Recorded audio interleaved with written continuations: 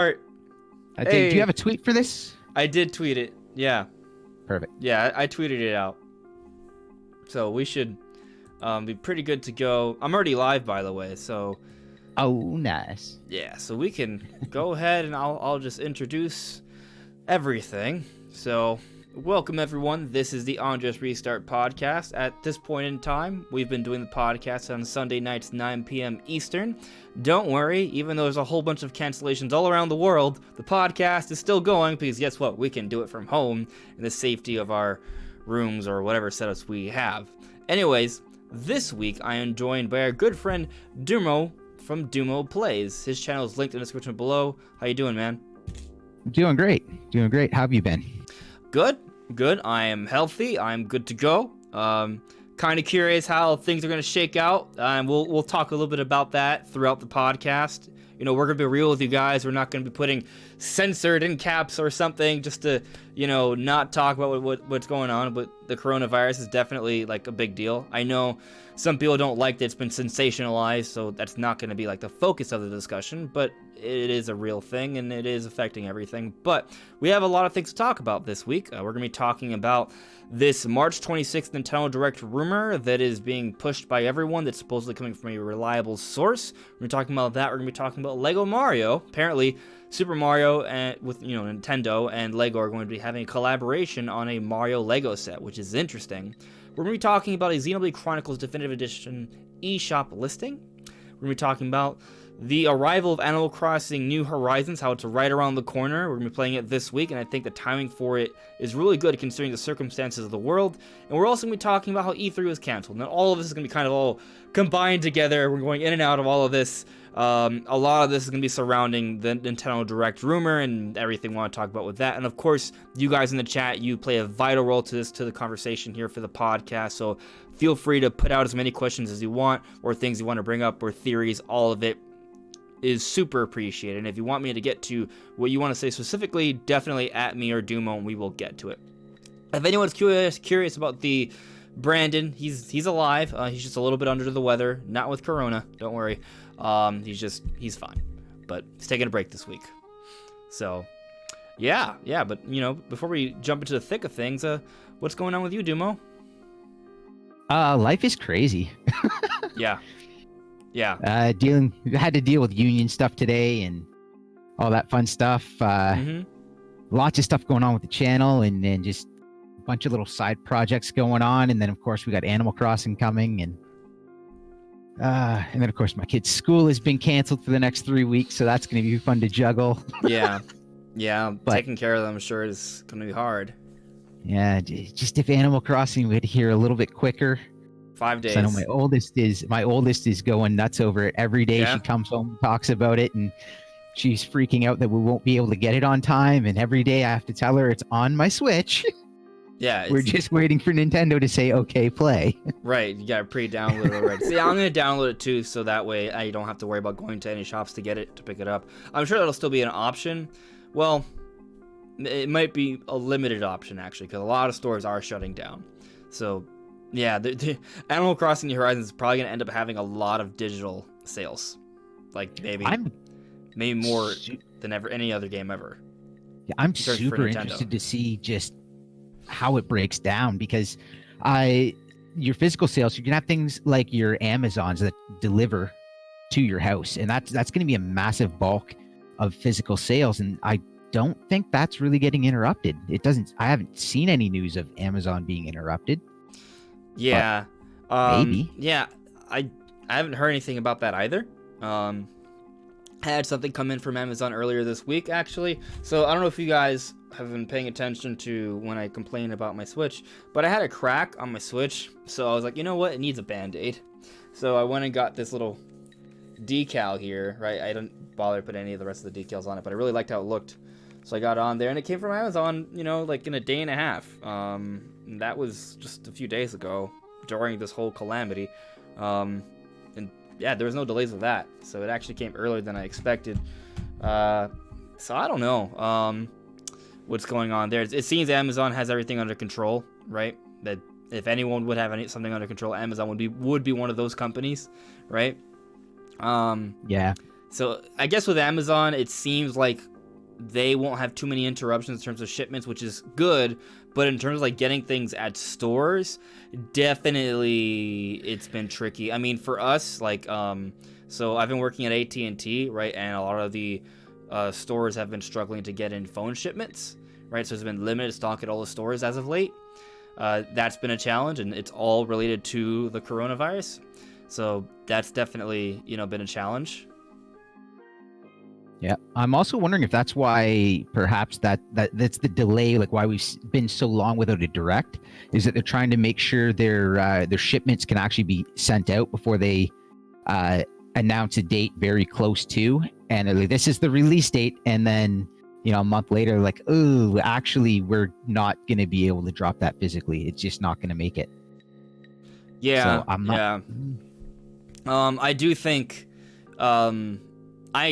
there have been insiders who have said that they don't think the direct was delayed at all for the coronavirus. I think that's wrong.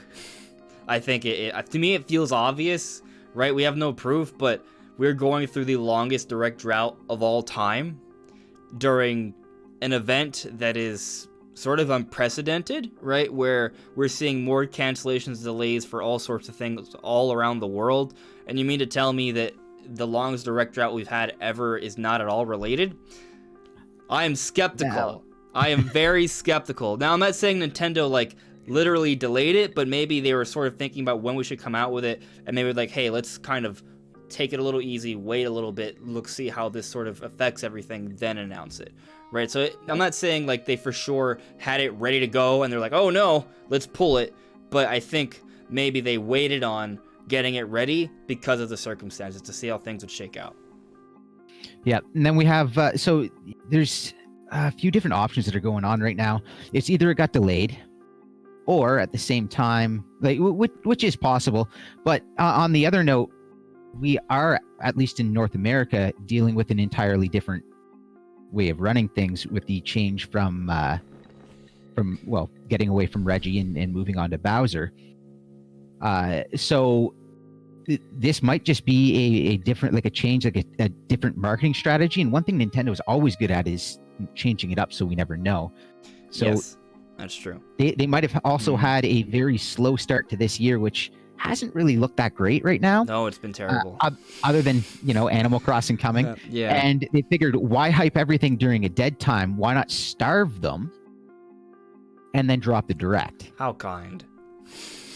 Starve them. Plus, also with the Animal Crossing, they've really, really heavy Animal Crossing marketing.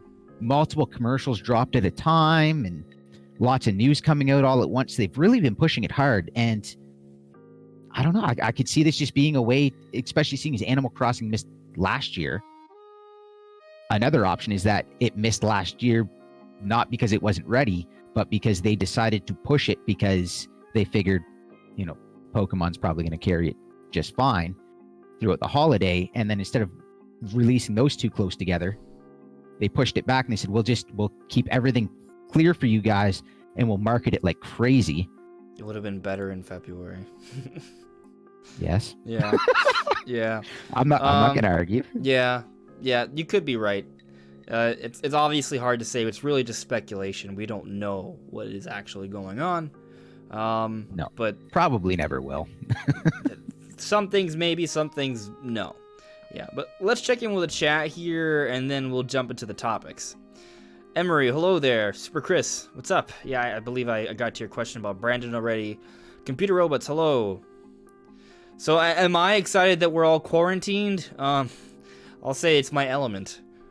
Just being inside. I mean, not that I don't like playing outside sometimes, but definitely being inside is great. Hello there, Merrick. We're not quarantined yet, but we went from 2 cases to 10 overnight in the city. So, wait, you have 2 cases where you're at? We had 2 cases, and overnight that became 10. With, I believe there's rumors of they believe there's going to be 100 confirmed in the next couple days. So that's good reason to just try and limit the spread for sure. Yeah, I wish I could be quarantined and not have to go to work, but I have a funny feeling it's going to happen. So Devaluki saying, sadly, if we see a direct after Animal Crossing Switch, will be the next Roman Empire collapse with Xbox coming out strong this upcoming week. I don't know. I don't know if they're really truly competing right now. And it's still early in the year. Yeah, Orange Stapler, I also really need a direct. Hello there, Lee. Hello there, TMNT. How you guys doing? So, let's just jump into things here, right? I know everyone's here for the direct, and we'll touch on everything else throughout the discussion. So let's go ahead and talk about that specific rumor. Right now, the source of this rumor, right, is coming from VentureBeat. It was written by Jeff Grubb. He has inside information. This is backed by a number of other insiders. Basically, I'll just read it out for you. So it's an article here, and I'm just gonna read different parts. I can scroll through it. I'll put the, well, maybe not. I won't put it there, but I'll just read it out for you guys. So, the next Nintendo Direct is in the works. The publisher hasn't confirmed the event yet, but it's in the final stages of putting the video presentation together. That's based on what we're hearing as well as some other indicators. Expect a Nintendo Direct soon. The company's penciling in one of its indie showcases, like the one we saw for GDC 2019, for next week. So this upcoming week, in the next day or two, we may see an announcement for an indie showcase according to Jeff Grubb. And then the week after, right, a full General Direct will follow. He's suggesting maybe March 26th. Now, he says another interesting thing, a couple other interesting things. Unlike the last two directs, which focused on a specific game, this will be a General Direct, sort of a broader look. I'm kind of skimming through here. Nintendo's first-party slate is a subject of many rumors, and I can't confirm what it will show off, but expect the company to continue relying heavily on remasters and ports. So, we'll touch on that. One more thing he says here. But Nintendo will also bring in support from third-party publishers and developers. Expect to hear a wide variety of games you can pick up for Nintendo's hybrid home console through the summer and beyond. I've reached out to Nintendo, but declined to comment. So that's what he had to say in relation to an actual Direct. Basically, he's saying a Nintendo Direct will happen on the 26th. There will be an indie showcase this week, and then next week a Nintendo Direct. He's told us that Nintendo is going to try and rely heavily on remasters and ports. That doesn't necessarily mean there won't be a lot of new games there, but that's what he's saying, and then there's going to be some third-party stuff as well. So just right off the bat, what do you think of this, Dumo? Do you believe this rumor? Do you think it's likely? What do you think's going on? Well, we've had so many. Eventually, one's going to be right. Mm-hmm. If I call there's going to be a Direct every day for the next year, you're going to get it right like 3 or 4 times. I would hope I would be right at least once. I mean, yeah. If not, we're going through a big drought. Yeah. Yeah. But no, the timing sounds about right. After the last one, when the Animal Crossing Direct, and we didn't really get anything else, it was kind of general consensus. It seemed like everyone was saying they're probably just going to wait till after Animal Crossing, and this seems to fit the bill. So I wouldn't want to be the one at this point to say yes, it's definitely happening, but I don't doubt it. It sounds legit, and correct me if I'm wrong, but I think this is the first one that's had any actual substance behind it out of all the rumors we've had over the last this is coming from an actual insider, right? Yeah. This is something that, like, for example, Game Explained is talking about it, right? IGN is talking about it. Like, they're actually, when you have, like, these other, like, sites or channels talking about it, like the bigger ones that we know for a fact have a lot of inside tell, and they're talking about it, that's because this is coming from a source that they understand actually would have that information. So, to me, it seems really likely. This is not one of those 4chan posts, right? This is coming from someone who would know. So, yeah, I think that could definitely be the case, for sure. I just wanted to double check the date for the Nintendo's next investors meeting. I know it happens at the end of the month, right? A Direct just before the meeting might be nice.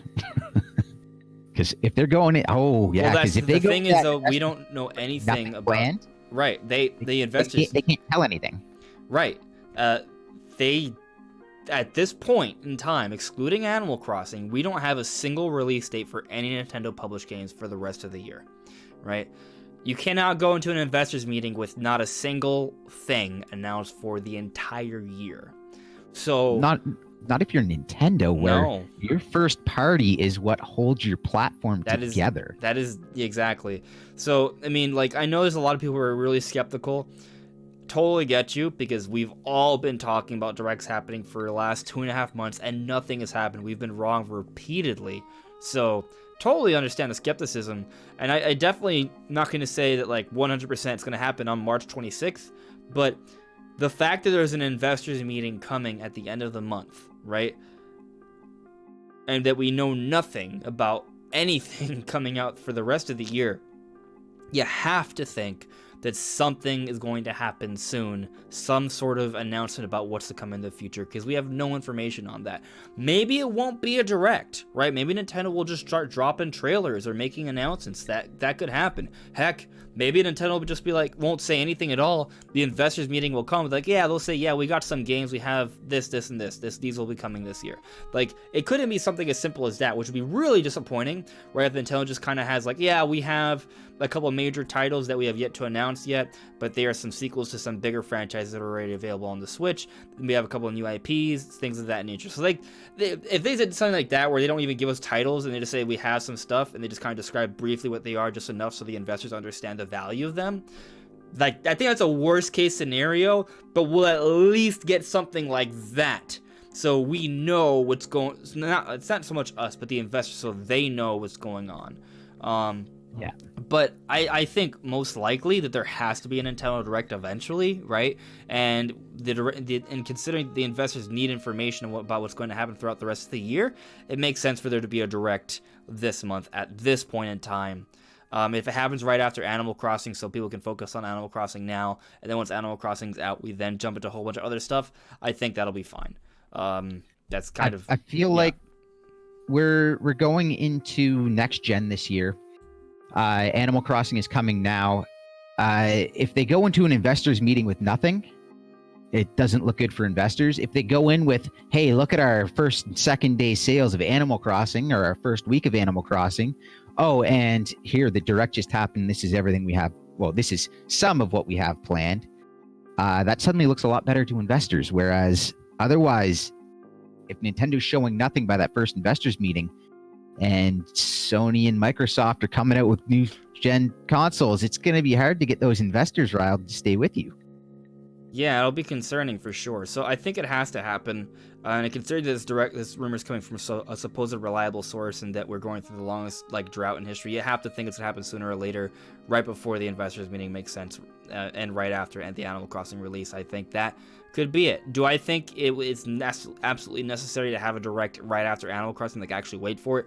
I personally don't think it's been necessary. I think it would have been great if we would have gotten a Direct last week or the week before. Right, I think it would have been great to have gotten a Direct at any point this year. I don't think that would have at all gone in the way of Animal Crossing, in my opinion. But I think, if they just want to focus their marketing on Animal Crossing right now and then jump into something else right after, that's okay too. And actually, on that note, there has been some. Apparently, Xenoblade Chronicles Definitive Edition is showing up on the European eShop already, which is interesting.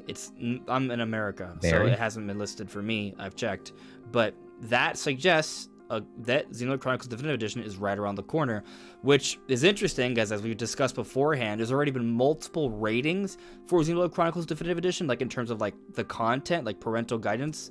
For example, it's already been rated by the ESRB. Not to mention, right, that we also have gotten, and now this part is not concrete information, but we've heard from some online sites, some foreign online sites, that it would be coming out in May. So you pair those supposed online listings for May with these ratings, including the ESRB, and now that's popping up on the European eShop. All of that together, to me, suggests that the game is definitely right around the corner, and it makes a lot of sense for it to be taking a big focus during this upcoming Direct that we are thinking is happening on March 26th, especially considering that Jeff Grubb is saying that Nintendo will continue to heavily rely on remasters and ports. Well, technically, Xenoblade Chronicles Definitive Edition would fall within that description. Now, it's more of a remake, not a remaster, but that's sort of a blurred line situation in terms of labeling. If Xenoblade Chronicles Definitive Edition is taking a big focus, I could understand why someone might say remasters and ports, especially if we get other stuff such as, for example, a Pikmin 3 port, or perhaps Prime Trilogy, or perhaps there's also some talk of a remake of a 2D Metroid game, be it Metroid Fusion or Super Metroid. It better not be Super Metroid, that'd be dumb, but whatever. Point is, there is a lot of talk about different ports and remasters coming to the Switch, so I can kind of see that. They have a lot they can dip into, and people have to remember it doesn't necessarily just mean Wii U ports. They can go a lot. It could be a lot of third-party ports. So like I know a lot of people are kind of like, oh, not more ports. It could be third-party ports. I think they're out. They're basically running out of Wii U ports. There wasn't that much to bring over. There's to 3D World, really hyped. Wind Waker HD, Twilight Princess HD. Those two I would love. Pikmin 3, Xenoblade Chronicles X, which won't happen this year because we're getting Xenoblade Chronicles Definitive Edition. That is it. Wonderful 101's already out, right? Or is it out already? Or it's coming out soon, if it's not out yet. It's coming out soon. Out soon, I think. I haven't seen anything about it. Okay. The other thing to also keep in mind is that when Nintendo launched the Switch, they talked about time frames. And when everyone was very worried about not enough third-party support, they said it's coming, but developers need time to develop games. So they said the first 2 to 3 years are going to be held up by first-party before third-party manages to catch up and get releasing their stuff. A lot of the third-party stuff we've seen so far is by external port studios as well, some of the bigger stuff. Mm-hmm. So this year's one of those years where we could actually see third-party games directly from those studios and not port studios. And that's one thing I'm really, really looking to see is who jumps on and who doesn't. Like the key developers like on Switch now. One to keep an eye out for is Square Enix, who has publicly stated that every game going into development is going to be developed for the Switch first so that it can run on the console and then ported to the higher powered consoles just to make sure that the Switch can run. And that was said quite a while ago. Is this going to be another PS2 situation, right? Because games were developed for PS2 and then they were upscaled to be on GameCube and Xbox. For the record, guys, PS2 was actually significantly weaker than both the Nintendo GameCube and the Xbox. Contrary to what some may tell you, there's a lot of people to this day that will argue to their deathbed that PS2 is stronger than GameCube. Far from the truth. But point is that games were made specifically for the PS2. They were developed for that system in mind, and then the other two systems would get like scaled up versions of them. So I could see a situation like that. Now, to be totally clear, though, with the GameCube, while it was more powerful, it did have limitations in terms of storage space. So sometimes, like for example, they might have like compressed audio. Storage space. The CPU they went with, I believe, was a problem as well because it was just basically very old technology, and I guess it was somewhat of a nightmare to deal with as far as actually putting games on.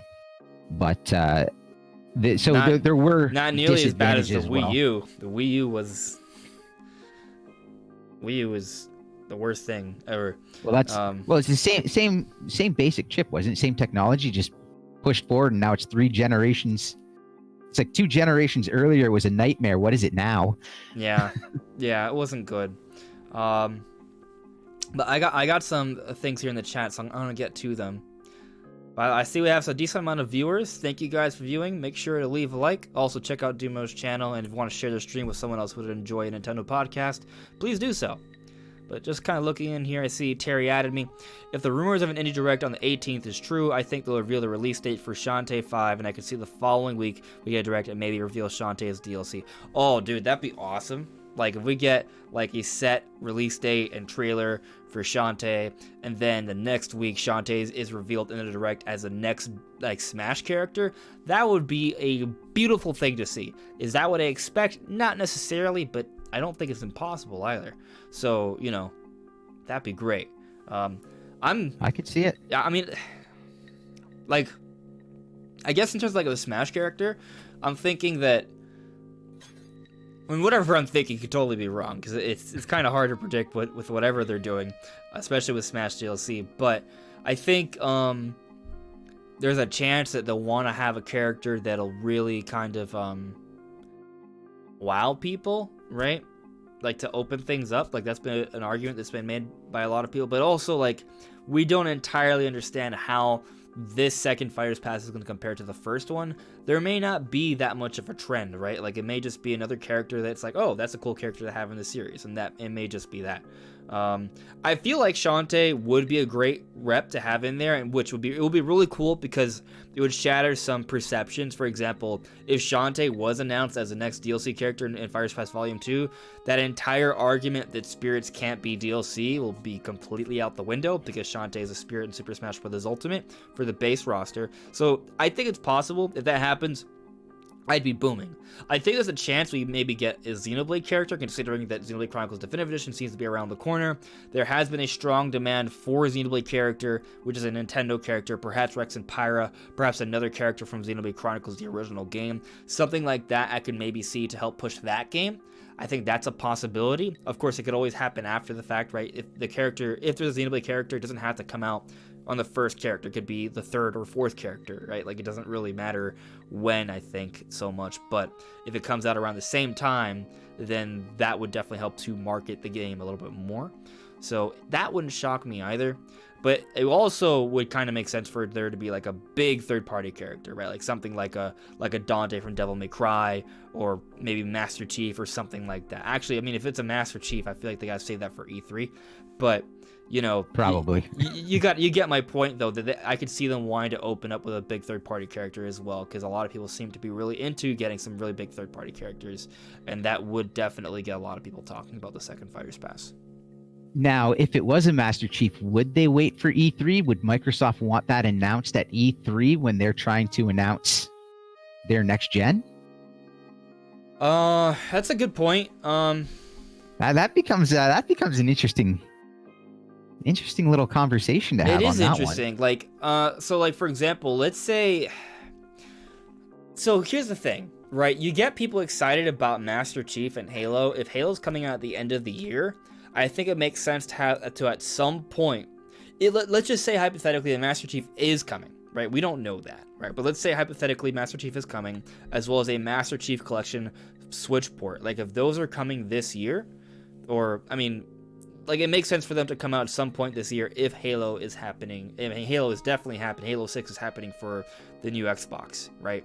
So they're gonna want that stuff out there because it's gonna further, promote Halo, right? So getting those games out, like the DLC for Master Chief and the Master Chief Collection out on the Switch months beforehand to hype people up and get them wanting more Halo, is a great way to get people to perhaps dip into Halo on Xbox at the end of the year. So it doesn't have to be at E3. It can maybe even be during this March Direct from that perspective, right? Yeah. But if there is any plans at all to get Halo at all somehow on the Switch, doing it before the holiday season makes a lot of sense to build up that hype for Halo 6 on Xbox.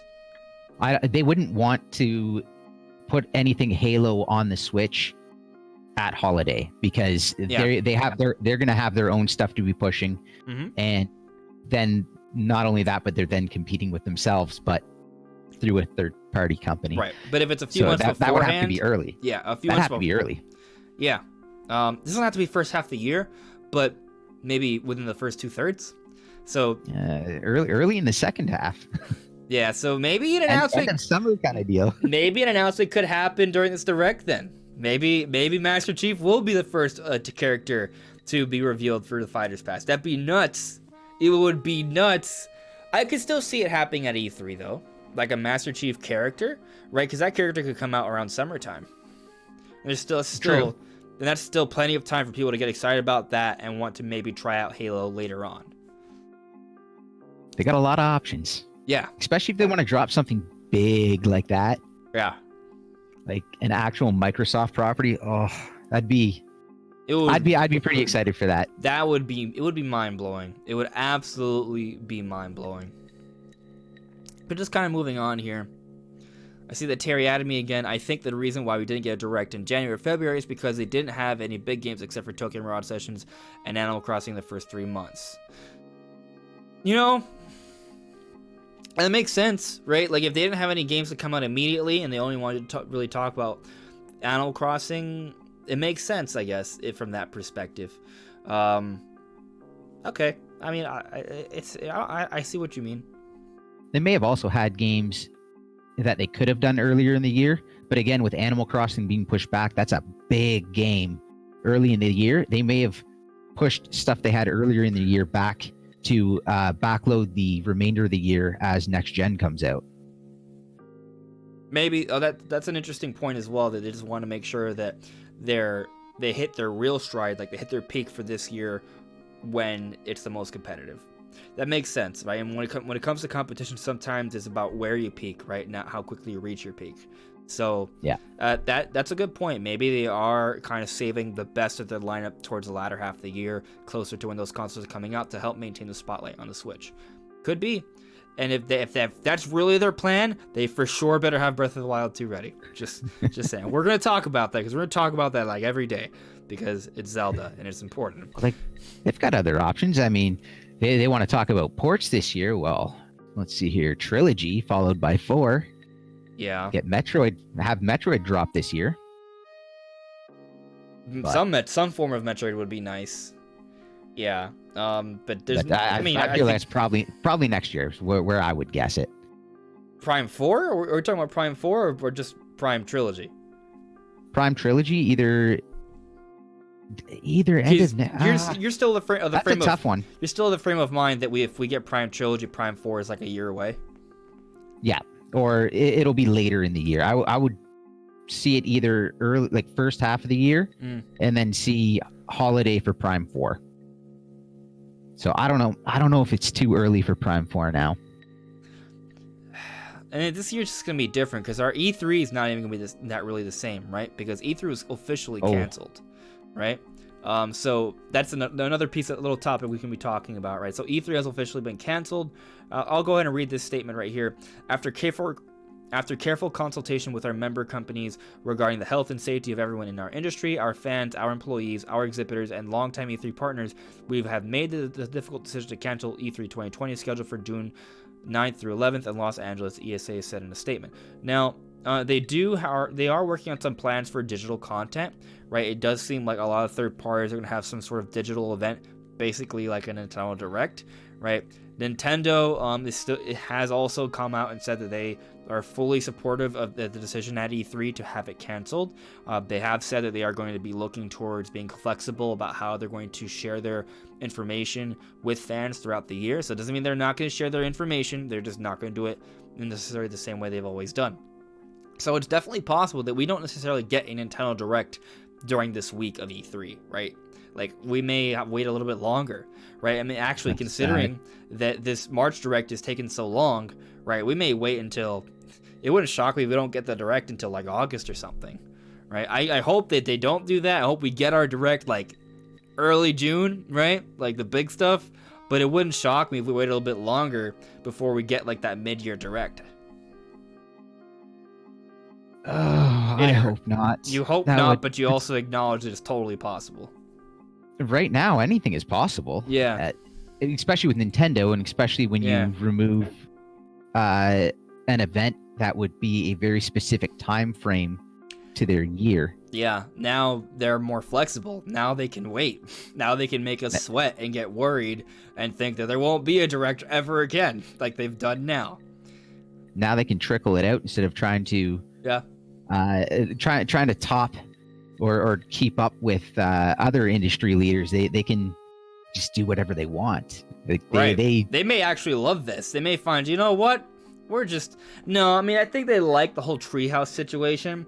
That's the real thing that I think we're losing from this. Like, so what? Maybe if we end up waiting another month for a Direct, whatever, right? But for, like, you know, if the E3 Direct has to come out in July instead of June, whatever, right? But it's the treehouse that I think we're really missing out on, because that's where we get to see extended gameplay of these different games that are being featured at the Direct. And it's not just the gameplay itself, but we're actually getting developer interviews on top of that, right? So we would lose that. Not to mention it has like some nice footage of the actual little parks that they make, because they always have some sort of interesting booth, like that's basically, which is really cool. I mean, I love what the Animal Crossing one they did recently, and actually, I guess that's what they can do. It doesn't have to be at E3, right? If as long as there's some sort of like event where people meet publicly, they can build a little park like that, right? Maybe that's an opportunity for us to get to go to one that's not at E3. So it could be a blessing in disguise. Okay, so they probably would have had everything purchased and be in the swing of doing things and getting ready for E3 at this point, because that's a major event. You don't just slap that together at the end. What if they set up the booth somewhere and do a virtual tour of it? Oh, that would be lovely. Yeah, do something like that massive Animal Crossing setup for whichever game is their big holiday game, and just that can be their announcement. Idea. What if they do that? They have a visual tour, but also on your Switch, they'll upload a little video that you can watch in VR with your Nintendo Labo VR. That'd be pretty good. Yeah, that'd be nice, right? That'd be interesting. Yeah, I think that'd be fun. I think that's feasible. I think. I don't see why not. You know, I mean, it's basically just like that. You have like VR videos on YouTube, right? As long as you can access some, I think it could work out. Yeah, I think that'd be really neat. For sure. Let's see here. Just checking with the chat. Kaimingo, he doesn't have an E3 this year. It's canceled. E3 is canceled. Yep. The Goat 55 Atomy. Do you see Monster Hunter in because he seems like undergone speculation nowadays? Monster Hunter. Oh, you mean as a character? Yeah, I don't think. I have to agree with you. Like, I guess the narrative, right? That Monster Hunter as a character, mainly just because we already got like the boss / assist trophy, right? Which dragon is it? What's the name of it? Rathalos, right? Yeah. Because Rathalos is in Smash. So because of that, I don't think that the next Capcom rep would be a Smash character. I don't even know we will get another Capcom rep. I just, what do you go for? If you go with Hunter, you know, what gear set, which like, one of the how many looks? Like I feel like you'd have to go with like you'd almost have to go with a character. And would they really want to go with a character from World? And that would probably be what would better be a Monster Hunter World port then. Well, I actually at this point, new game should be coming soon. Yeah, I mean at this point we should just get a new game, right? Yeah. Actually, do you think that's something we see this year? Yeah. This is the year. I do. This is the year we get Monster Hunter. I do. Ground up Monster Hunter for Switch. I do, and maybe it's just that I feel like I need it right now, and that's why I see it. But it's also been when's the last time we got a ground up Monster Hunter game for a Nintendo console? In like 5 years. Cross? Well, I guess Cross. And the thing is with Monster Hunter though is they come out with a version, then they come out with like an expanded version 2 more times. Like it's kind of almost like how the same way Pokemon does it, where they have like the generation, then they have an updated version of the same generation, and then they'll do something else that kind of uses the same generation. Like there's like Monster Hunter, then Monster Hunter Ultimate, then Monster Hunter Ultimate Cross. Like they do stuff like that. So when was the last time like they started with like a new engine for a Nintendo system? New engine. Was it Monster Hunter 4 on 3DS? Oh, I don't know. That goes back a ways. Yeah. I honestly do not know. It could. Did they just port up the DS engine? I feel like it's just an HD version. It's just an upscaled HD version of what you got on 3DS, right? What we have on Switch and Wii U. Like it was never like a whole new engine.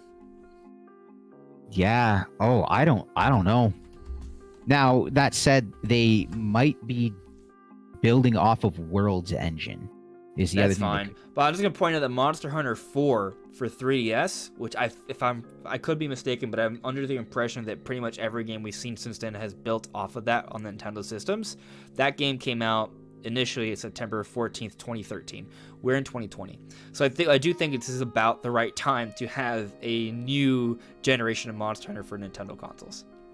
Now, on top of that, Generations, X, or I guess Cross, Monster Hunter Cross in Japan released November 28th of 2015, and Generations didn't come out till July 15th, 2016. That would have been the last. Oh, that was that was a lot of reused assets too. That's going to be interesting, and then they haven't released anything since 2018 for Switch. They're getting ready. I could see it, and at least an announcement, right? At least an announcement this year. I think you're right. You know what? No, it's not coming this year. Never mind. You changed your mind. I don't think. No, it doesn't come this year. They're still finishing up Iceborne. Don't they have more than one team though?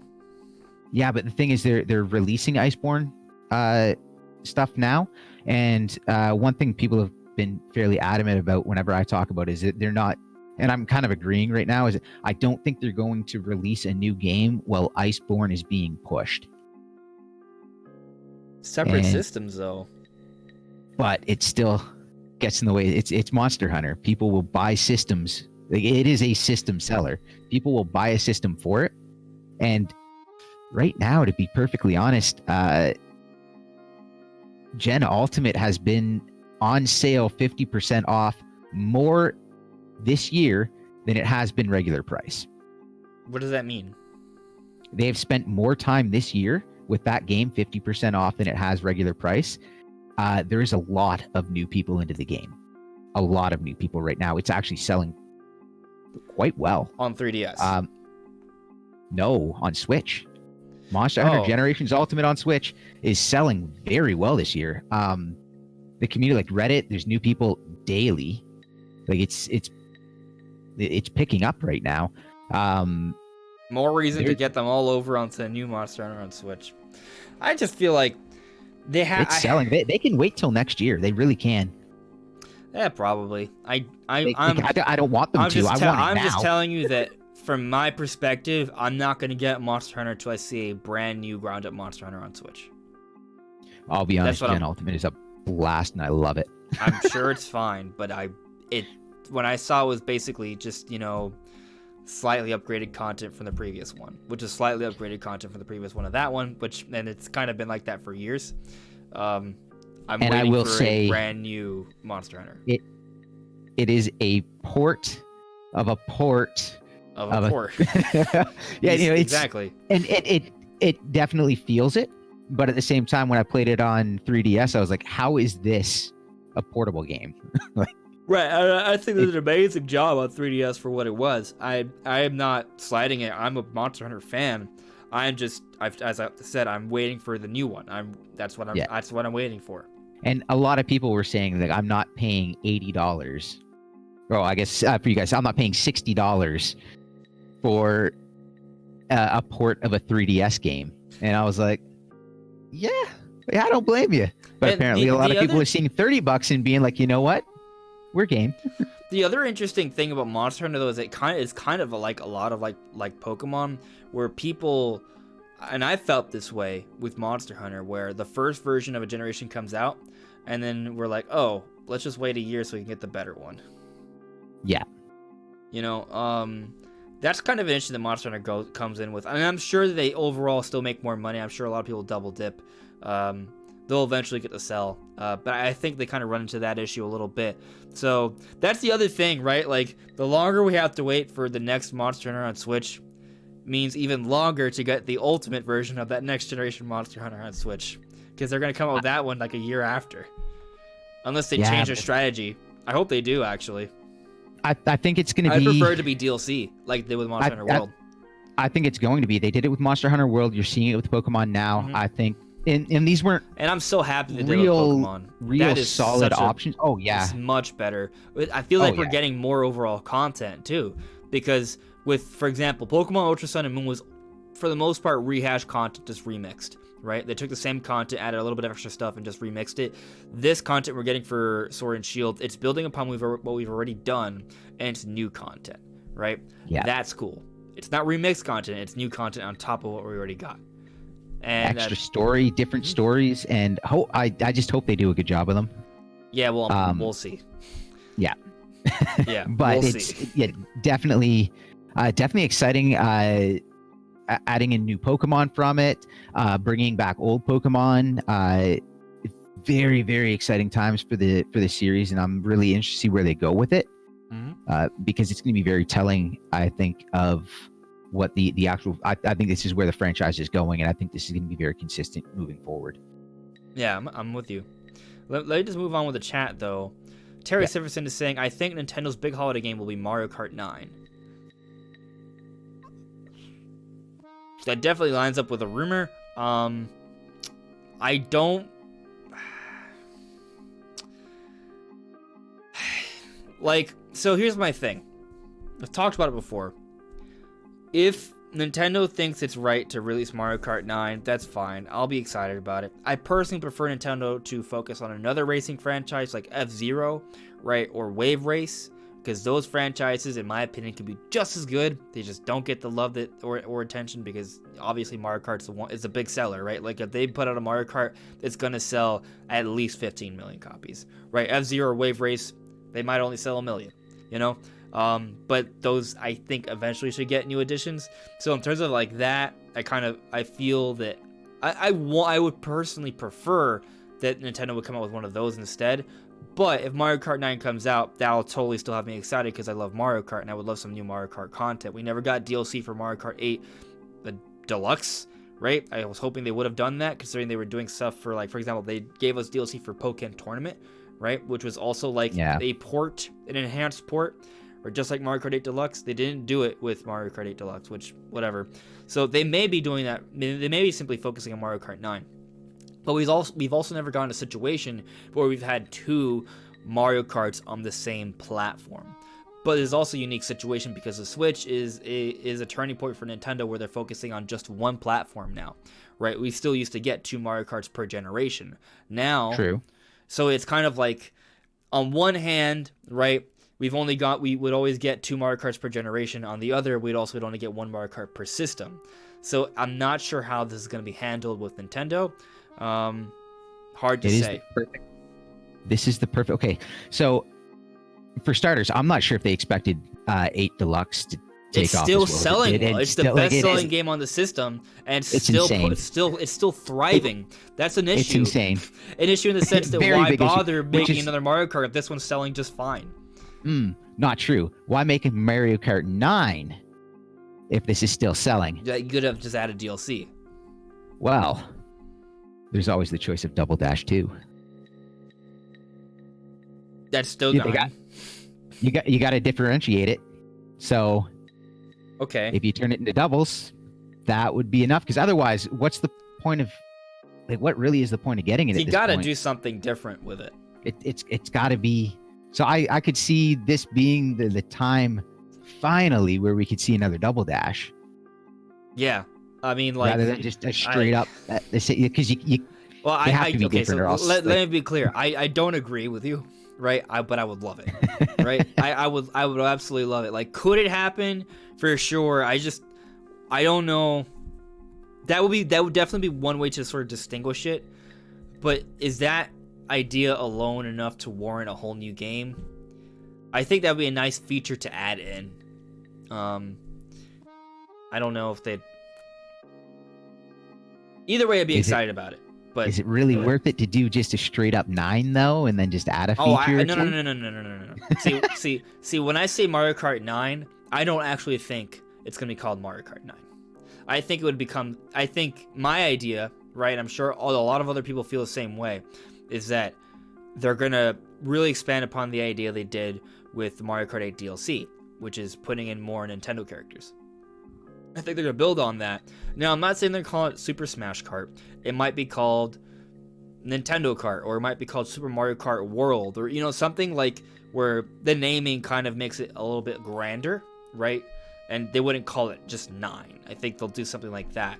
I would also hope that they would make it a little bit like Diddy Kong Racing, where there's an actual hub world and you can kind of explore in that way, sort of give us more options in terms of exploring the Mario Kart world, if that makes any sense. I think that'd be really cool.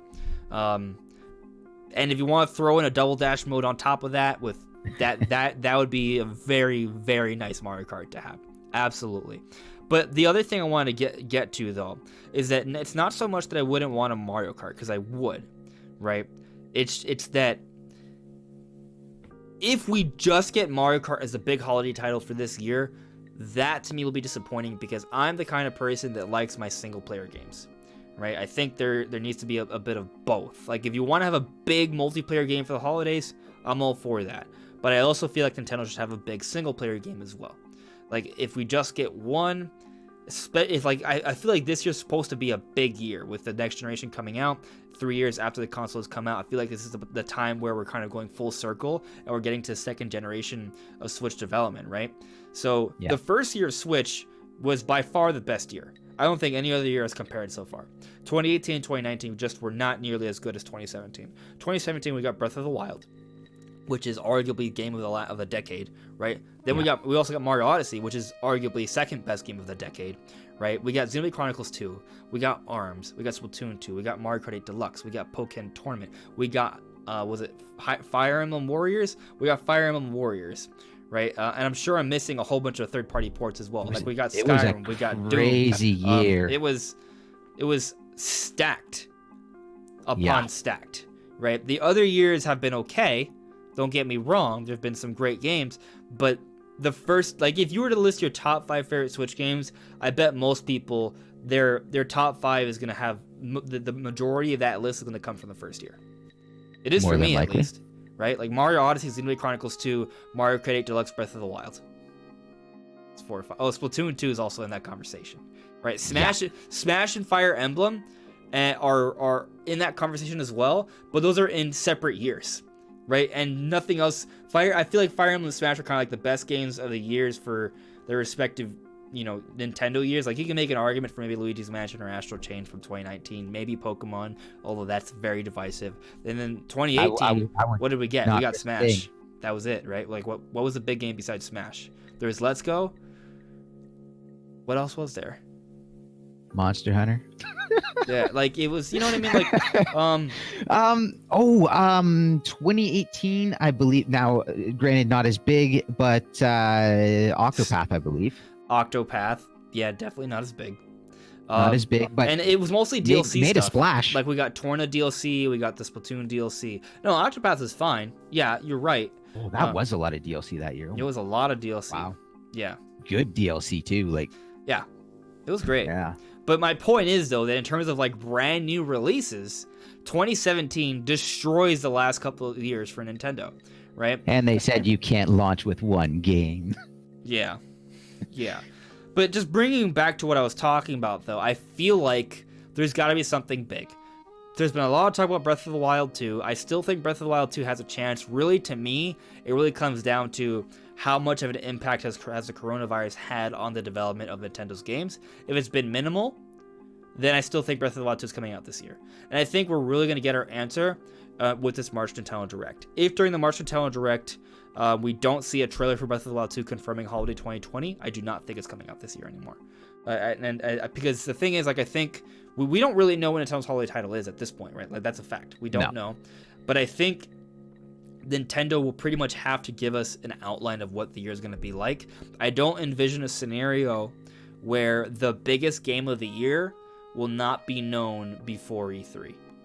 Think about it. In 2019, did we already know about Pokemon Sword and Shield? Yes. Was there anything? Did we already know about Luigi's Mansion 3? Yes. Did we already know about Fire Emblem? Yes. Did we already know about Astral Chain? Yes. All the biggest games for 2019 we knew about well before E3, right? 2018, when did we learn about Super Smash Bros. Ultimate? March. Okay. 2017, when did we know about Mario Odyssey? The January. When did we know about Xenoblade Chronicles? The January before. Right? So my point is, if you look at the trend, we've known about all the big holiday titles for every year on Switch well before E3. So, we don't know anything about this year, right?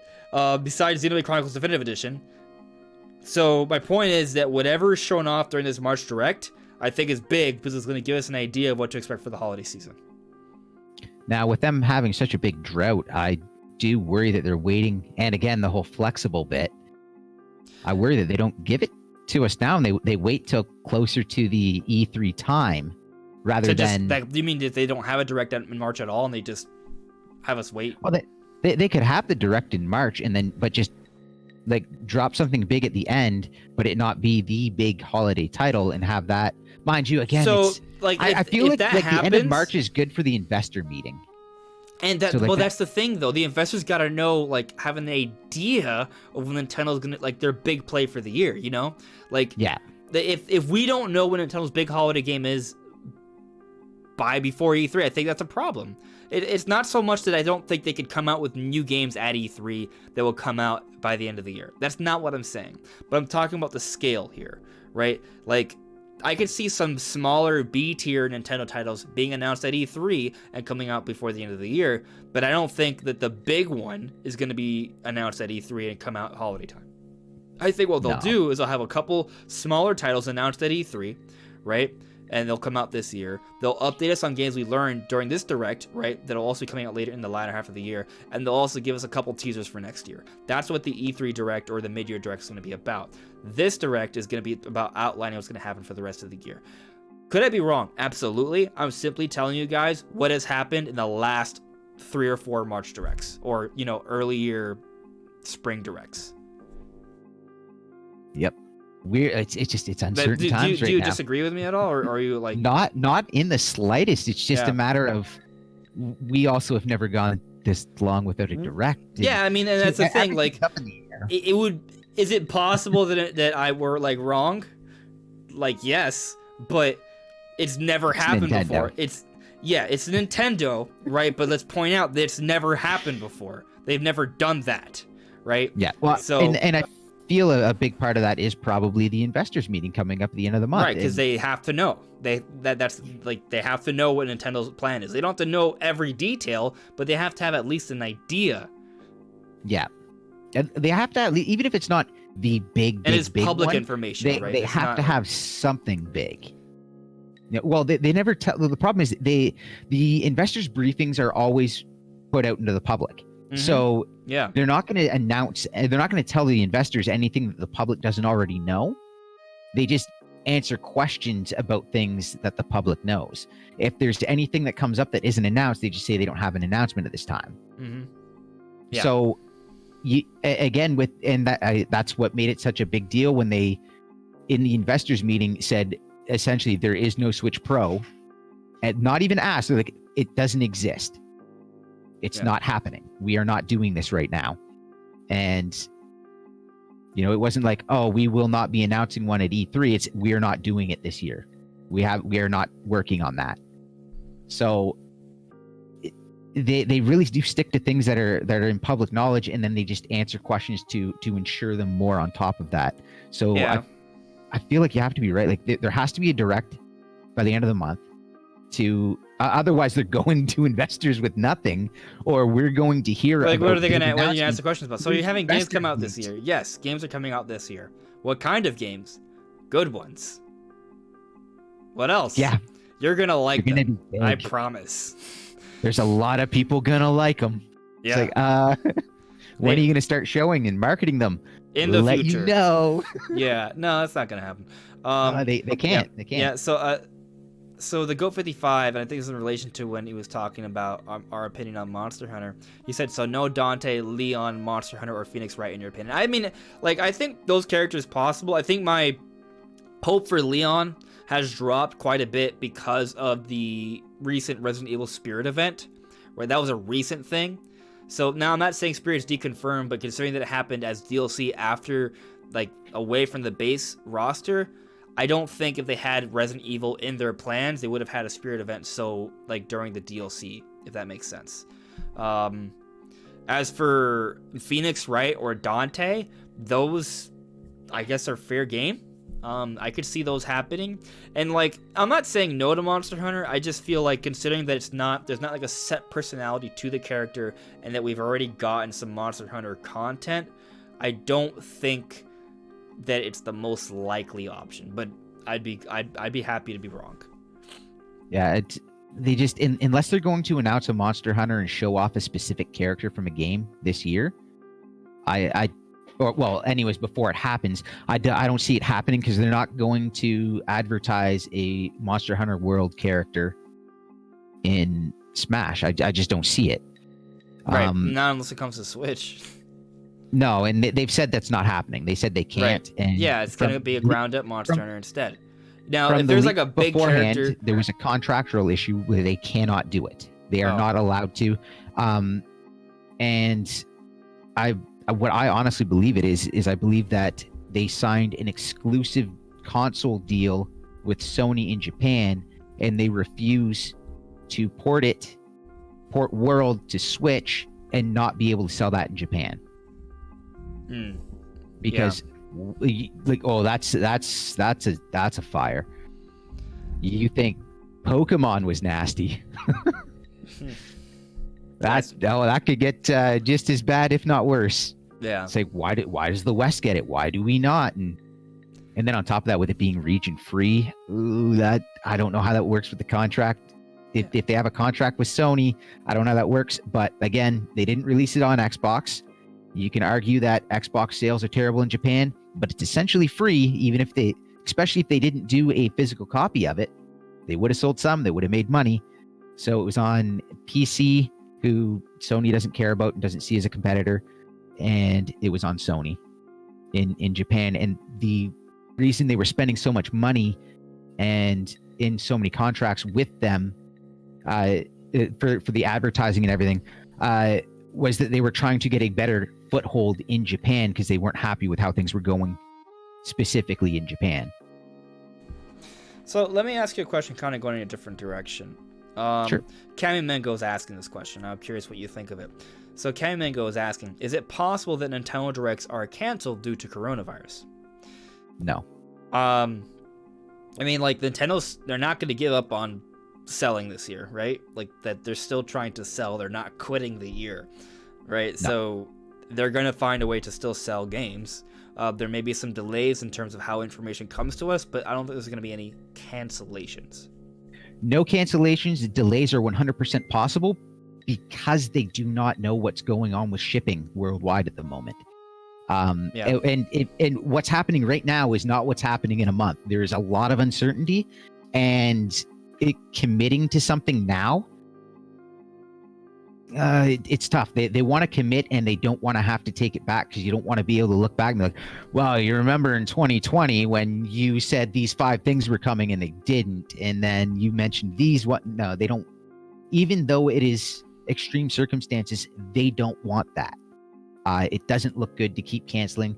Every time you do something like that, it hurts your stocks, which are probably not doing well to begin with right now, because no one is. Yeah. No, I don't think that it would cancel anything, but I could see it delaying things until they know more of what is actually going on and what the governments around the world are choosing to do. Yeah. Yeah, and on that note, I mean, I still think this is going to be a good year, right? Maybe not everything makes it out this year, right? And that's really like the big question or concern for me. Is just like how great of a year this is going to be. Like, there's going to be games, but will we get the initial plan that Nintendo had for 2020, right? And I also, believe... go on. Yeah.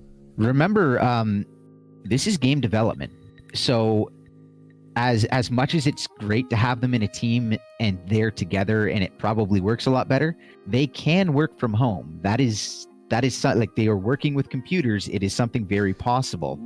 I guess my thing about that is they've already announced they're doing it. Yes, but I guess that impacts development because there's less communication between each developer, right? There is, and they have less control of them in the room. More conference calls. Many more. But at the same time, when you get a team the size of Breath of the Wild's, I'll tell you right now, communication there is very difficult to do, and a lot of companies would buckle under that form of communication. You're going to run into a lot of problems anyways. Right. I mean, I guess the other thing to take into consideration is that if Breath of the Wild 2 is at least internally planned for 2020, right? Because there's no actual information on that publicly. You got to think that most of the planning aspects of Breath of the Wild are pretty much set in stone. And right now they're just getting to the point where, they're still adding content, I would say, by this point in the year, but they're closing in, right? They have an idea of what they want. So considering they already have an idea of what they want, the level of communication may not need to be as high as it was earlier in development. And I mean, how long is this going to be a delay, right? Like in terms of not being together in development, it may only be a month or two, right? And we're already into that now. So I think conference calls, right? A lot of conference calls and developing from home, and considering they already had a good understanding of what they were doing beforehand, a lot of communication beforehand. And if this is only going to go on for a couple of months, I think that may not be that bad, right? So I think there's still hope that a game like Breath of the Wild 2 could come out this year. But again, I'm going to go back to what I said earlier. It really comes down to what we see during this March Nintendo Direct. I think that's when Nintendo's going to outline the year. If we don't, I think that's when we're going to learn about our big holiday titles. And as who was it that I saw in the chat was talking about it? Paint Fat Purple, Mario Kart Ultimate in November, Breath of the Wild 2 in December. That would be great. That was what I was trying to allude to earlier, that I think there should be a big single player and a big multiplayer game for the holiday season. And if it ends up being a Mario Kart and Zelda, that would be divine. I'm all in on that. But if we want to get one of those two, I feel like that will, I mean, sure, Nintendo's going to be fine, right? But I think it won't be the best. It'll be okay. If they really needed something to go alongside with Mario Kart, I would have expected, and they were struggling to get things out, that's where I would have expected Xenoblade to slip in. But it looks like it's an earlier year but title. If it's earlier, that to me would signify that they have something else big that's going to be a story-driven game, whether a co-op game or an actual single-player game, but they'll have something besides like a Mario Kart there, something to... Because like Mario Kart's fun, but it doesn't get brought up at the Game Awards. It's not that kind of game. They might not be going like, yes, we need Game Awards. But that's the kind of games that they like to put out around that holiday. And that's the time they like to do those big games that would kind of get that recognition. So I feel like if it is some sort of a Mario Kart or even just some sort of a big racing game, again, they could bring back F-Zero, and I'm sure it would sell not as well, but it would sell very well. I think F-Zero could... And I think any Nintendo franchise that comes out on the Switch, if it's done right, could become a banger. Like... Oh, yeah. Yeah, it's just just comes down to what Nintendo decides to do. Like, there's so much hype behind it. There's so much, there's so many people talking about it. And if it comes out and looks good and is good, it's going to sell well. If it's a good F-Zero. Is it going to sell 15 million units? No, but it might sell like probably not, but maybe 2 or 3 million, right? Which I could see it going up to a 5-6 million with if it's like with the hype behind it, holiday season. If F-Zero is like a big online multiplayer kind of game, then absolutely. Yeah, for sure. I got a chat here. I want to check out Garrett Legend of Stone. He's saying, it's been a while since I last went here, Andres. I sometimes couldn't keep up with the streams, but finally I am here. Well, I am glad you are here, Garrett. How you doing? So let's see. Hello there. Darth Oliven, hello there. How are you? I'm doing well. Got an from Terry. I believe that Kingdom Hearts, the story so far, will come to Switch, and it could coincide with Sora being revealed as DLC for Smash Ultimate. That'd be insane. I mean, besides Master Chief, Sora's like the other like huge character, right? Then under that, you got characters like Dante and Ryu Hayabusa and Crash Bandicoot, which would be big as well. Okay. I'm not a huge Smash player. I don't play Smash. I like seeing big things for the people that are really invested in it. One thing I would say about Sora is that would finally be Nintendo having the internet burned down again in a good way. It would break down the internet. Both Sora and Master Chief would just destroy the internet. Everything besides those two, everything else would just kind of be like, that's pretty cool. With ports coming too, that would just... Yep. Oh. Yeah. Oh, like people, the memes would just You know what I think would also crash. have great impact? I think if there's a big Rayman game coming up this year and Rayman finally comes to Smash Brothers, yeah, that would be pretty big. I don't think as big, to be perfectly honest. Not as big, but I think it would be kind of closer to a Banjo sort of level of hype. Oh yeah, for sure. Yeah, I mean, for me, Banjo's a bigger deal, right? Because I'm like a Nintendo fanboy, right? Back on the N64, that's when I started playing Nintendo games, because I grew up in the 90s, and Banjo's a big deal on N64. So there's that. But Rayman, has been one of those third-party characters that has kind of always seemed to have made sense, and they've never been in, like, for whatever reason, Rayman just hasn't been in Smash Brothers. I think it's and it's the character that's been a part of a lot of crazy rumors, like the biggest Smash rumors have always included Rayman, like, remember that whole theory about Rayman being stuck in the ice? Right, there was that. Yeah. And then there was, back on Smash for Wii U, there was a supposed leak. It wasn't a real leak, but it was a fake leak that everyone believed, where it showed Rayman in the select screen. And back then, like, there weren't as many people who were really good at editing in, like, fake Smash leaks, right? Yeah. So, and Rayman was the character for that. So, like, Rayman's has kind of always been a part of, like, the discussion of, like, potential characters in Smash Brothers. And considering that the strong relationship between both Nintendo and Ubisoft, you would think that Rayman would have been added already. So I think Rayman, if somehow he makes it into this Fighter's Pass, would definitely resonate with a lot of people. Yep. I'm not going to disagree. That's like it's he's been there for a long time. It's a very long-standing character with a lot of history, a lot of fans. It makes sense to do. It's just we're waiting to see that happen. I see an interesting idea here in the chat. So Shadow saying, this is going back to F-Zero actually. Shadow saying, make F-Zero a free-to-play online for Switch Online subs like Tetris 99. I thought about that once as well. I think depending on how that's structured, that might maybe be the right play. Maybe. I would like it in the fact that they have basically put up this paywall, given us nothing except Tetris 99 and a couple broken emulators, and I'm still not pleased with the NSO. So in that sense, yes, I would like to see that, but in another sense, would it be right for F-Zero? They're not. If they do that, I feel like they're releasing a lesser F-Zero than what they would if it was a main game, being a main $60 game. Well, I guess I see what you're saying. Like, if that were to happen, we wouldn't get an F-Zero with a story mode, right? Where you get a whole bunch of cool Captain Falcon cutscenes like an NGX, right? Maybe there could still be a high difficulty curve in like an online multiplayer mode that's fun, but yeah, we wouldn't have that depth. So to me, yeah. As much as I'd like to see stuff like that happen for the NSO, it's a lot of money to develop. When in actuality, right now, just let me message my friends. Yeah, it's cheaper and it would make a bigger impact. People would be happy about that. Get away from the phone app. Put more games with voice chat on the console. That would have a big impact. Get rid of friend codes like they promised. Big impact. Do more with the phone app and actually have it be worth using. Like, it's great for Splatoon. Do more with it. That would be an impact. Like, there's so many things they can do that would take less money. You're right.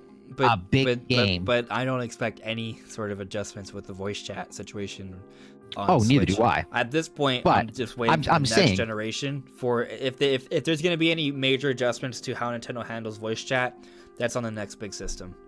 Or bring back Miiverse. I mean, they keep talking about, we have to charge. We have all these servers we have to set up. You had servers, use them. Yeah. So I want to talk to you. This is a complete separate topic, right? Sure. Lego Mario. So instead of a Nintendo Direct announcement this week, we got a little teaser for Lego Mario, and then we got a full trailer for it.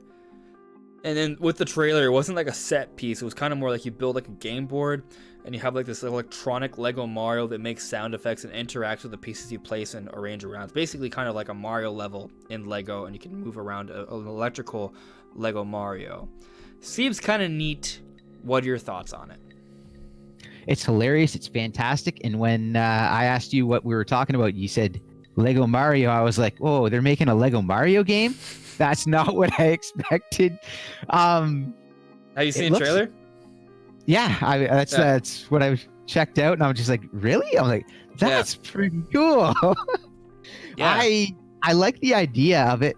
I don't know. It looks a bit cheesy, but at the same time, I think it's interesting because it's kind of like combining a video game with like real play like pieces, you know? It's almost kind of like the Labo situation where Nintendo's kind of thinking of ways to sort of like make games more into the tangible real world, you know? And with this little Lego Mario, it has like screens that enter, and you can see the screens changing and it's making sounds, and it kind of changes on what it does. It responds to what you do on this map that you build. Like if you touch the red, it's lava. You get the fire thing come up on his chest, and that was really neat. I think it's a brilliant deal for the two companies. I think there's a lot of potential. Lego and you want to know what's interesting? Is not suffering whatsoever. Nintendo is not suffering, but you put the two of them together, and that's some big names coming together. That's a big sale right there. So here's an interesting thing. In New York, the Nintendo World Store is right next door to the Lego store. Oh, yeah. Oh, that's awesome. Yeah. So I have to imagine there's gonna be some sort of collaborative marketing effort there with the stores right next to each other, right? And for those who aren't familiar, right, throw a banner between the two. Yeah. Just to be clear though, like, because I know not everyone understands how these store things work. Like, these aren't just like your run-of-the-mill like stores you can find in any town, right? Like, these two stores are rare. Like, there's only a couple. Like, as far as I'm aware, it's like it might be the only major Nintendo store in the country, right?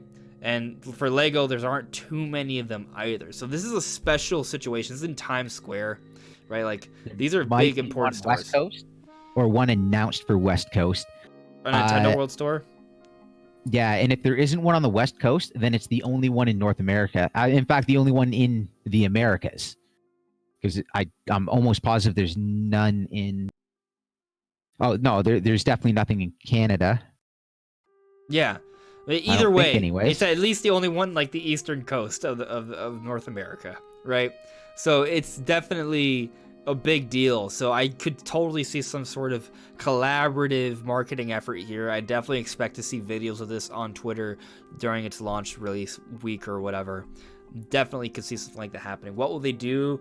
I don't know. It might just be like, hey, check it out. We're selling this toy set here in the Lego store, but there's some cool shirts in the Nintendo World store or something like that. I could see something like that happening. But it's interesting, and I just kind of think it's funny how like every year we see on the Switch, we've seen something unique come from Nintendo, right? They're sort of playing with this idea of video games sort of brought into a more physical reality, right? Look at Nintendo Labo, right? Look at Ring Fit Adventure, and now look at Lego Mario. All of these things are making like video games beyond just the digital television screen, right? Yeah. And I think that's just very interesting. I wonder what we'll see next, right? I hope we see more sets for this Lego Mario thing, though. Hope it's not the first. Yeah. Or I'm curious how it works with the Lego itself. If any Lego will work, provided it's the right color. Mm-hmm. So there's a lot to be done there.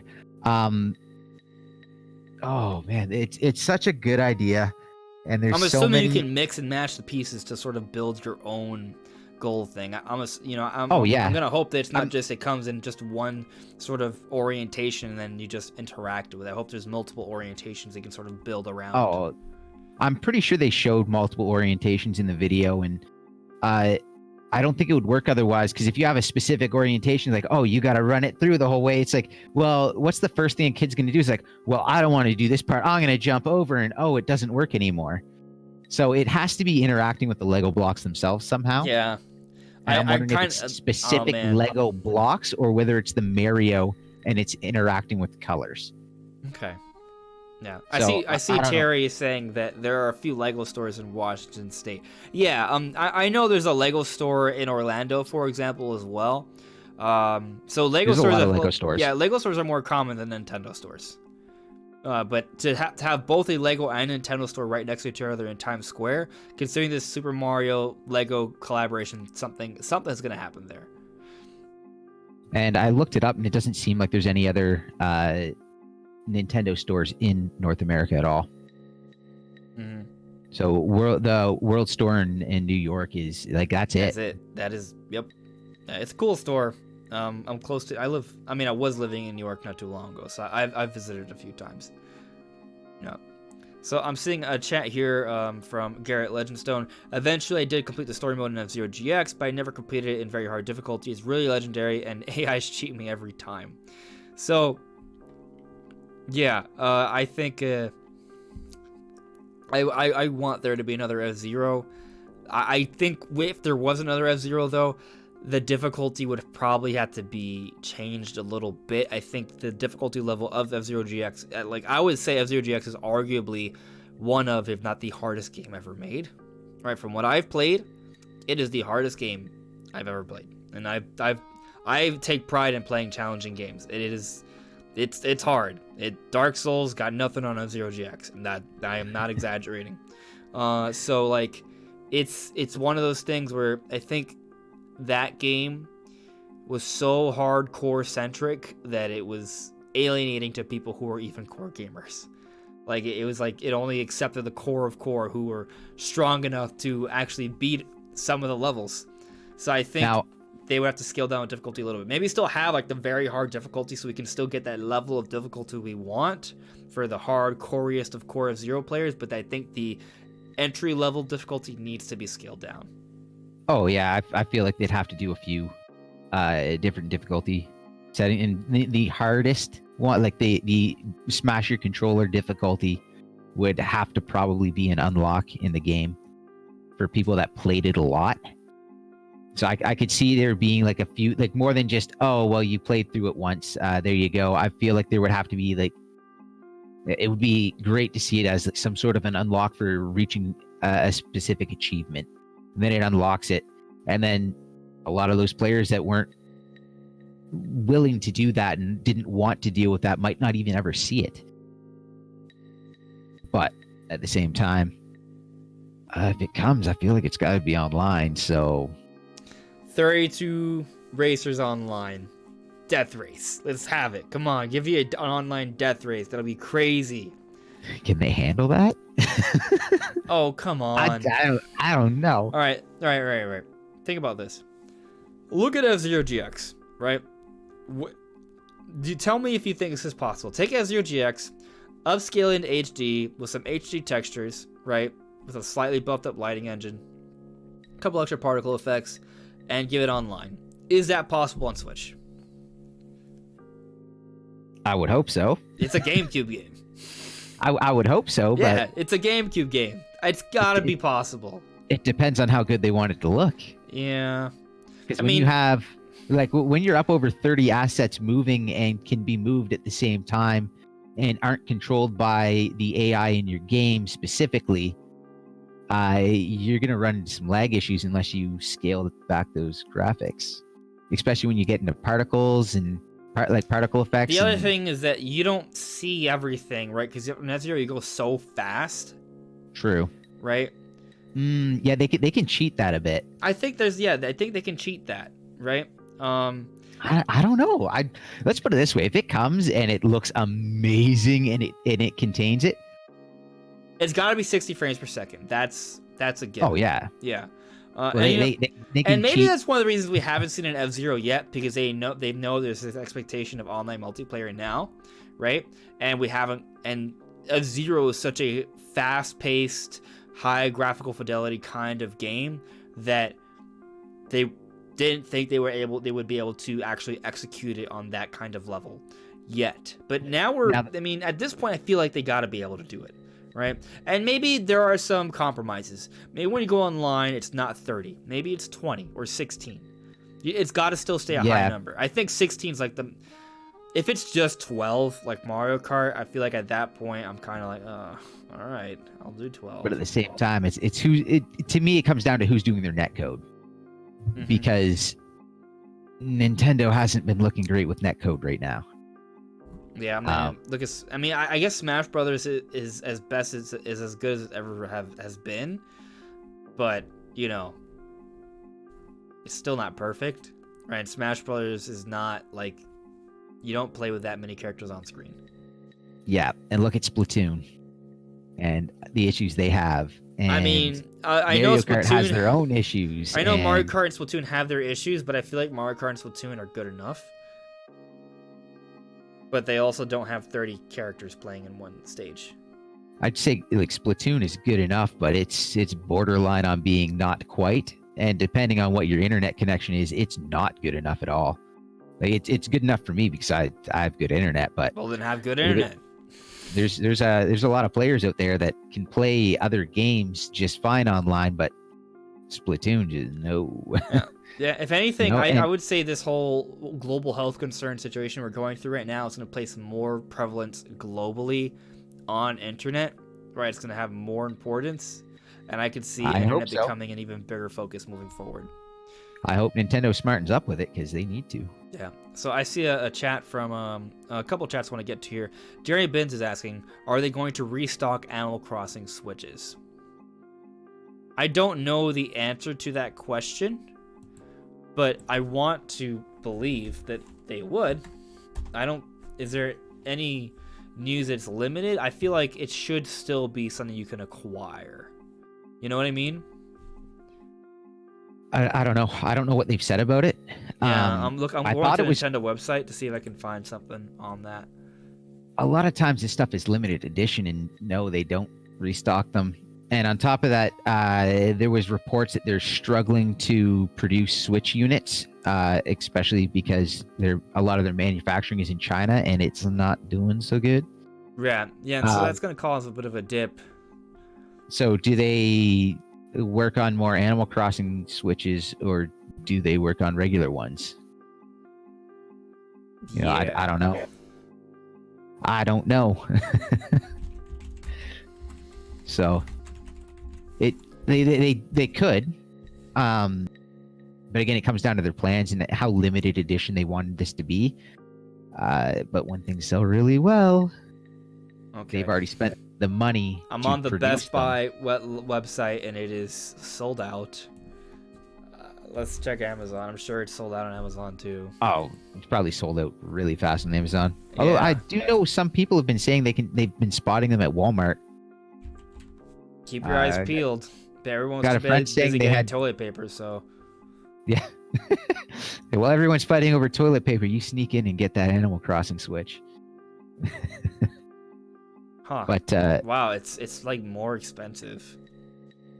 Seal buying options, $46.99. Yeesh. So I do see some listings for the new Animal Crossing, but it's at a higher price. Where is that? I'm on Amazon. That's not Amazon, is it? That's reseller on Amazon. Yeah, it's a reseller. Yeah. This is what you're going to be looking at from here on out is up prices from resellers. Yeah, so I mean, if you're willing to spend an additional $170, you can get an Animal Crossing Switch, but that is a lot of extra money to pay for that. Now, if this stuff actually starts going on and they're getting sales, yeah, Nintendo likes to step in on this, and the best way they can step in is to produce and just release more. Yeah, but we don't know. At least I don't know. Yeah. But apparently, if you go out physically to a store, there are apparently stores that still have them, at least in some areas. I haven't been out in a while. If I find one in a Walmart, I'll post about it. Yeah. Things have been going crazy, and I haven't been... the only thing coming out right now that I care about is DLC for Marvel, which is end of the month, and Animal Crossing, both of which I have digitally. So I don't really have a reason to go back there right now. Yeah. So I have another question from Michael L. Do you believe the March 26th date is credible, or are we just going to wait another 2 weeks? I think the March 26th date is credible, and for what we've been speaking a lot on during this podcast is that Nintendo needs to get information out about their games for the investors. The investors meeting will happen by the end of the month, right? Once Animal Crossing comes out on the 20th, we will have no set release dates for any one published Nintendo game for the rest of the year. So either A, Nintendo is in for their worst year in, I don't know, history, right? or they're just going to have a direct or some sort of info come out for the investors, like right before the end of the month. Maybe it's this week, maybe it's next week. Those are really our only two options at this point, right? The rumor is supposedly from an actual industry insider who has insider information. It's on VentureBeat from Jeff Grubb that it could be that right now Nintendo is finalizing the last little bit of details on this direct. From what he's hearing, he expects an indie showcase to happen this coming week, right, on the 18th, and then he's predicting on the 26th, a Thursday, which is when the directs usually happen, that's when the Nintendo Direct will actually happen. So I think there's credibility to this, but not just because of the rumor, just because it's what makes sense, that there has to be information to come out about Nintendo games before the investors meeting, because the investors need to know about what games are coming up for the rest of the year. When we know nothing, there's got to be something. And normally by March, we know about the big holiday game for the year. We don't know anything. We don't know what's coming out in the summer. We don't know what's coming out in the fall. We don't know what's coming out for the holiday season. We don't know anything. So, and this is not something investors like. Investors don't like uncertainty. They don't like change, and they don't like just not look like they want to see. They want to look forward and be like, I'm gonna cash in there and there. And right now they're looking forward and going, we got Animal Crossing. Then what? Do they continue investing with Nintendo? And that's what this is all about. They want their investors happy, or else they're gonna jump ship. So you can't go into an investors meeting and say, we have stuff. Well, what is it? We'll let you know. Like it doesn't work. Well, so Merrick is saying not history, just a Wii U normal year. It's like I was saying that if we don't get any information, then it'll be more like a Wii U year. Like you might not be wrong. It's a bit of a low blow, man. Come on. Like the thing is, at least the Wii U, there were games that we knew about. 3 months into the year, we knew about some games that were coming out, from what I remember. But I'll also give you that there weren't very many. Right, and there were months in between each game, right? Maybe it's at least like that. Like, this feels like a Wii U situation, and we've been spoiled because we've been living the good life of actually having games. So, yeah. Hopefully, that should stay the same though. That shouldn't change. The way things are, it shouldn't change. Especially because Nintendo has been relying a lot of remasters and ports. Like, they're you know what I mean? Like, they have, I guess if you count Mystery Dungeon, and if you count Mystery Dungeon, Pokemon Crossing, if you count Pokemon Mystery Dungeon, Animal Crossing, and Tokyo Mirage Sessions, that is 3 games from Nintendo that have come out this year, right? They usually, when it comes down to how many games they have come out in a year, we're talking about mid-20s. Like, they have more than 20 games published by them come out every single year. We're at 3 right now. So, backloaded though. What do you mean backloaded in the year? Yeah, they'll load up the back of the year. I think what you're saying makes a lot of sense, because the next generation systems are coming out. They're going to want to backload to really have a strong latter half of the year. I think that makes a lot of sense. My point and being, they don't usually front load their years anyways. Again, the beginning of the after. I mean, 2019 is a great example of a backloaded year, right? Beginning of the new year is not good sales. Spring is not great sales. Summer is starting to pick up, and it's your holiday. So you start low and you build up into craziness, and that's another reason why it was so weird for everyone to hear the Switch was launching in March. They're like, why? Like, there's nothing there. And it's like, it's actually brilliant. It's going to sell well now because it's new. And then they'll be able to restock before the holiday and things go crazy. So, like, for 2019, right, if I remember correctly, we had, what came out in 2019? There was Fire Emblem Three Houses, Mario Maker 2. These are like back-to-back months. Like, there was Nintendo actually published the Dragon Quest 11 that came out on Switch, that special version. So there was the Dragon Quest 11, Mario Maker 2, Fire Emblem Three Houses, Astral Chain, Link's Awakening, Pokemon Sword and Shield, and Luigi's Mansion 3. Those are all like back to back to back to back to back to back to back. That's a big list. That is quite a backloaded list. Yeah, I'm sure I missed something. There's probably something else in there that I didn't bring up. Yeah. Might have even been things that we don't even like register as Nintendo published. Yeah, that's the thing though. Like, you know, when I say there's 20 plus Nintendo published games every year, some of these games are things you're like, oh, well, that's not a big deal. Like, not every game that comes out for Nintendo is like a huge thing, right? But they still have something come out. So, you know, I gotta think that this Direct needs to have like a lot of announcements. Like a lot. I don't think it needs a lot. It just needs some good ones. And, well, not No, Nintendo. I expect a lot. It doesn't need a lot of Nintendo announcements. Well, I don't expect... Well, Nintendo. I want to hear some third party because this is supposed to be the year that the third party's kicking in. I'm not saying that I'm expecting like 10 Nintendo games to be announced during the Direct, right?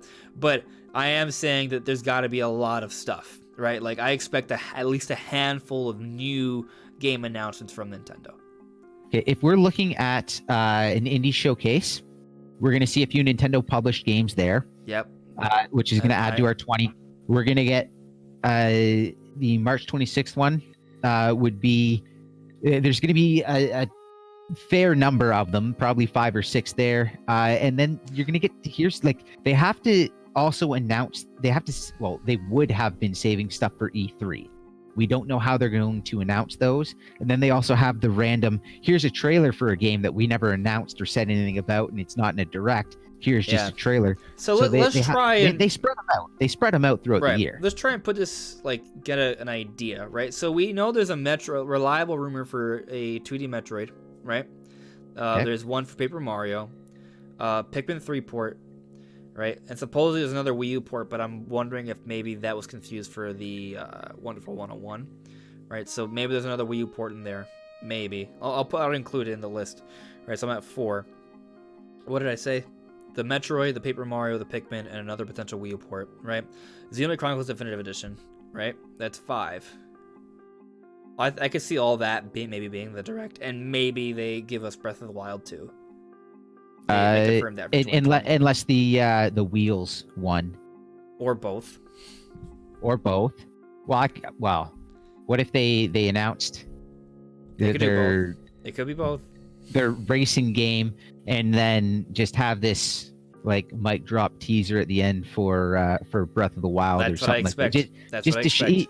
Or hope something, and it's just, even if it's like still coming, like not even if they're like, no, it's happening this year, just something to just blow everyone's minds and get them talking about it and freaking out about it.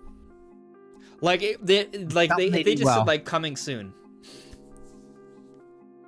Like, it'd be interesting if they don't even confirm 2020, they just say coming soon to keep us on our toes.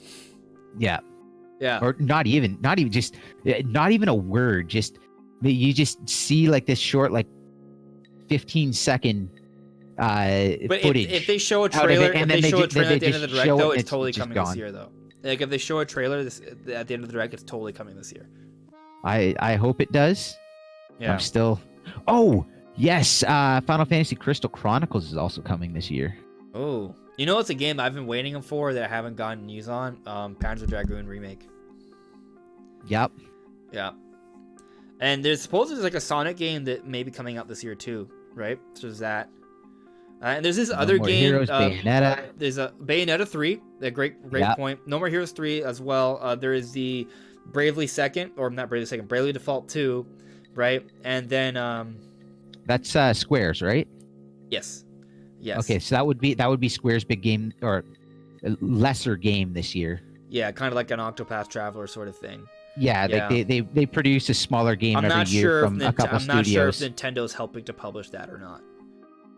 No idea at this point. Yeah. I could see it, but yeah, I could also see it not being. So who knows? Yeah. There's another thing. Oh, Ninjala. Have you know Ninjala?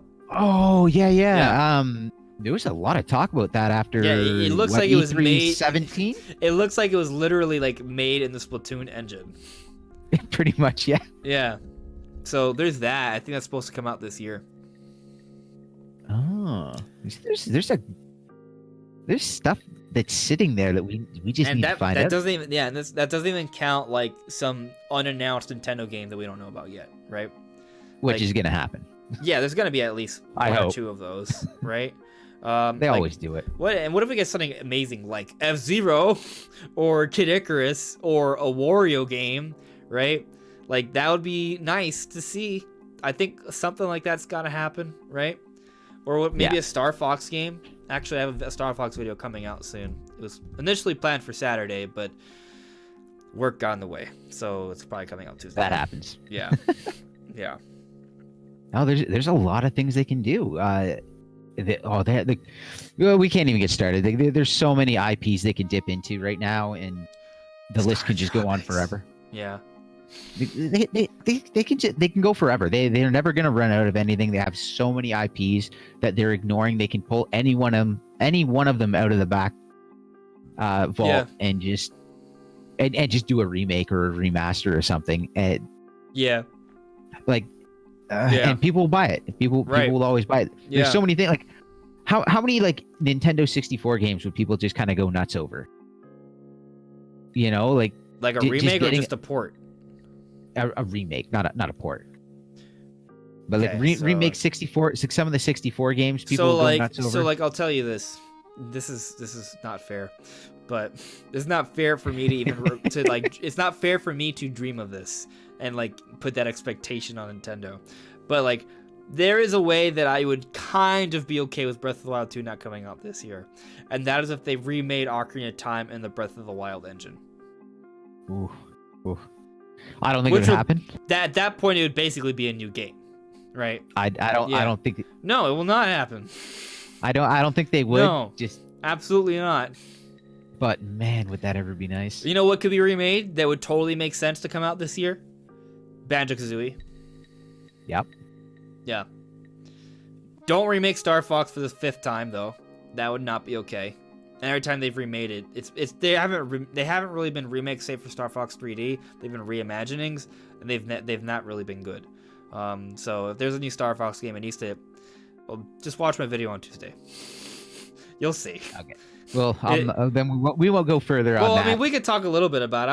I don't want to hold back, but basically, it should not be just another reimagining. It's got to be covering some new ground. I think they had a pretty good model shown off with Starlink. I was just about to mention, contact them, and that may have been something they decided to go forward with after the fact. It wouldn't shock me. Yeah, I could see it, and a lot of people really liked it. It sold very well on Switch in comparison. Yeah. And imagine if it was made ground up for Starlink was kind of a little bit repetitive, and it lacked kind of exploring towns and characters and side quests and stuff like that. If they kind of did that in the Star Fox universe and sort of filled out the game, made it a little bit denser with stuff like that, so it wouldn't feel repetitive, and gave us more of those on rail Star Fox sequences, that would be amazing. I could see it. Star Fox Battle for Atlas. Yeah. No, I could see them doing that, and I don't know, when I first saw Starlink shown off, the first thing I thought is that. I'm looking at it being that's what I want Star Fox to be. Yeah. And then of course they announced Star Fox Sport, and I'm just oh my god, thank you. Yeah. Good call, Reggie. Good call. So there's also Mother, right? Maybe we could finally get some info on Mother 3, right? But never happening. Never. I don't know about never. Never. I think eventually something will happen related to Earthbound, but I don't know when. I don't know. I feel like because didn't they say at one point in time they were looking at it, but they were worried about some of the contents of the game? Yes. Yes. That's probably why at one point it was rumored that there would be a localization for Mother 3 and that it didn't happen. I think it didn't happen because of that. Yeah. Yeah. So I don't think it'll ever happen. Yeah. Well, I think that if there's some sort of reimagining of, I don't mean like specifically Mother 3, but I could see the Earthbound IP being used in some way in the future. Oh, they definitely could reuse it. I don't. It might have to be like a reimagining or something like that. I could definitely see that, and it'd be a good way to go and like reimagine 1 and 2 to sidestep 3 into is something that they are willing to bring to the West. Yeah. Another thing, I'm curious what you think on this. So like, and I'm pretty sure we've talked about it before, but I just want your take on it now. So we still haven't heard anything about what Retro Studios worked on before Metroid Prime 4. And there is a 5+ year gap between Donkey Kong Tropical Freeze and now. Like, actually, Donkey Kong Tropical Freeze came out back in 2014, if I remember correctly. We're in 2020. They haven't come out with a full new AAA game since then. Right? Like a brand new game since then. What in the world have they been doing? Ooh. Preparing for the way the world is now. 5 years of preparation. No, I don't know. Like that's like. Do you think like? Do you remember that artwork that came out when Reggie retired? Yeah. Right. Do you remember what my theory was on that? Slightly, but I don't remember the character. So it was a statue that was covering one particular character, the character that I believe it was Monita, because if you pay close attention to the way that the proportions were, there was no way that there was like a left arm or legs or body, right? It was basically just a metal piece with one right hand and then a head, which is exactly what Monita is. Like, there was nothing else. So my theory was that Retro Studios is working on something for Nintendo Land, be it maybe something related to the Nintendo Park, right? Or maybe a brand new game, something they were working on. You know what? They could have actually been working on, like, even if it was a game, they could have been working on something that would go straight to the park. Could be. That's a very real possibility. It would explain why we haven't seen anything on it. And if you want to make a really big impact, that's a good studio to use. Yeah, so that could be it. It could simply have been some sort of software for the Nintendo Park. And that could very easily be done now and waiting. And it makes sense because Monita was like the Nintendo Land character, and we're actually having a real world Nintendo Land being made now, right? Now, granted, it looks like it's only going to have like Mario Kart, and Donkey Kong for now in the beginning, right? And then hopefully they expand on it. Like, there's so much potential there, right? Yeah. But yeah, that it could be that, which is a little disappointing to me. I would hope they'd actually be working on a game, but you know, at least they're working on Metroid Prime 4 now. Yeah. But at the same time, they might not be working on a game, but if they're working on something like that, at least it'd be good to prevent burnout for sure. Mm-hmm. Yeah, I mean, it might just be like, I know personally when I'm at work, sometimes it's nice to just do something different. So, about 5 years of that. Yeah. So, Merrick is saying Retro Studios is working on Mother 3 HD. That's what he believes. And, like, what if, right? Like, that'd be cool. It would be interesting because they've done first-person shooter adventure. They've done platformer. Then to go to RPG, that's definitely some variety there. Why not? Why not? They could do it. I think they could pull it off. And when I brought it up, Retro Studios, right after we talked about Mother, that I did have that on my mind, right? That maybe Retro could work on that, but maybe Retro could be working on anything, or could have worked on anything. Like, there's so many, the possibilities are basically infinite. So, you know, we don't know, right? I wish we had a clue. Well, the only clue is that artwork, is that piece of artwork. Well, there was the rumor about the racing game. Oh, the Star Fox Grand Prix, but that supposedly was a hoax. Wouldn't be surprised. Would you be surprised if it was real? I wouldn't be surprised if it was real at this point. I would be surprised if it came to market. Yeah, I don't because Star Fox is not doing great as an IP goes at this point in time. It needs something that'll make it big. And a racing game isn't going to do it. Yeah, I don't think you make a comeback with a spin-off. I mean, sometimes, unless that spin-off reinvents the entire series, like, it's possible, but that's usually not how it's done from what I understand. Unless it's Starlink is your intro back into reality. I think so. I mean, yeah, there's something there. I think that's their best bet right now. So, because what they're doing with it isn't working at the moment. Yeah, we're on the same page. I just made an entire video about this. Doing well, you know. Yeah. So I will be watching that one. Yeah. So guys, make sure you're subscribed and hit your notification bell. That video's coming out on Tuesday. But what have we? I want to make sure we've covered everything for this week, right? So we've talked a fair bit about the rumor. I'm sure there's some other angles we can go in from that right? Guys, if you have any questions or points you want to bring up or you want us to address, please put in the chat now. We are entering the conclusion or later parts of the podcast. We're winding down, okay? So be prepared to put in your final points or questions. But we've touched on the rumor. We talked about Lego Mario. We talked about how Xenoblade could be right around the corner. We've talked a little bit about E3 being canceled, and we've talked a little bit about Animal Crossing. I feel like we could still expand on both Animal Crossing and E3 being canceled. But Dumo, given that E3 is canceled, do you think this is going to have like long-term effects, or do you think it's just a this-year thing due to the coronavirus? It's really hard to say. So what's going to end up happening, in my eyes, is a lot of companies are going to do things the way Nintendo has digitally, and then you have the question of, does it kill E3 or not? If I feel like E3 was going to cancel no matter what this year. They had to. They were in a terrible spot, and this honestly gives them an opportunity to save face and cancel for a different reason. But they lost some, not just companies, but key people for E3 themselves. They lost.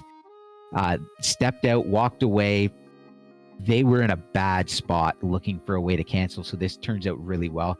If they want to come back, this is they actually stand a chance because of everything that's going on right now and the fact that we're able to cancel, and not because they didn't have to cancel because, well, we had staff walk out on us and no one's showing up. So I guess after the debacle, was it last year where a whole bunch of people got doxxed who were invited? Oh yeah, that was huge. That definitely probably affected a lot of relationships. Yeah. So that was a huge hit for them.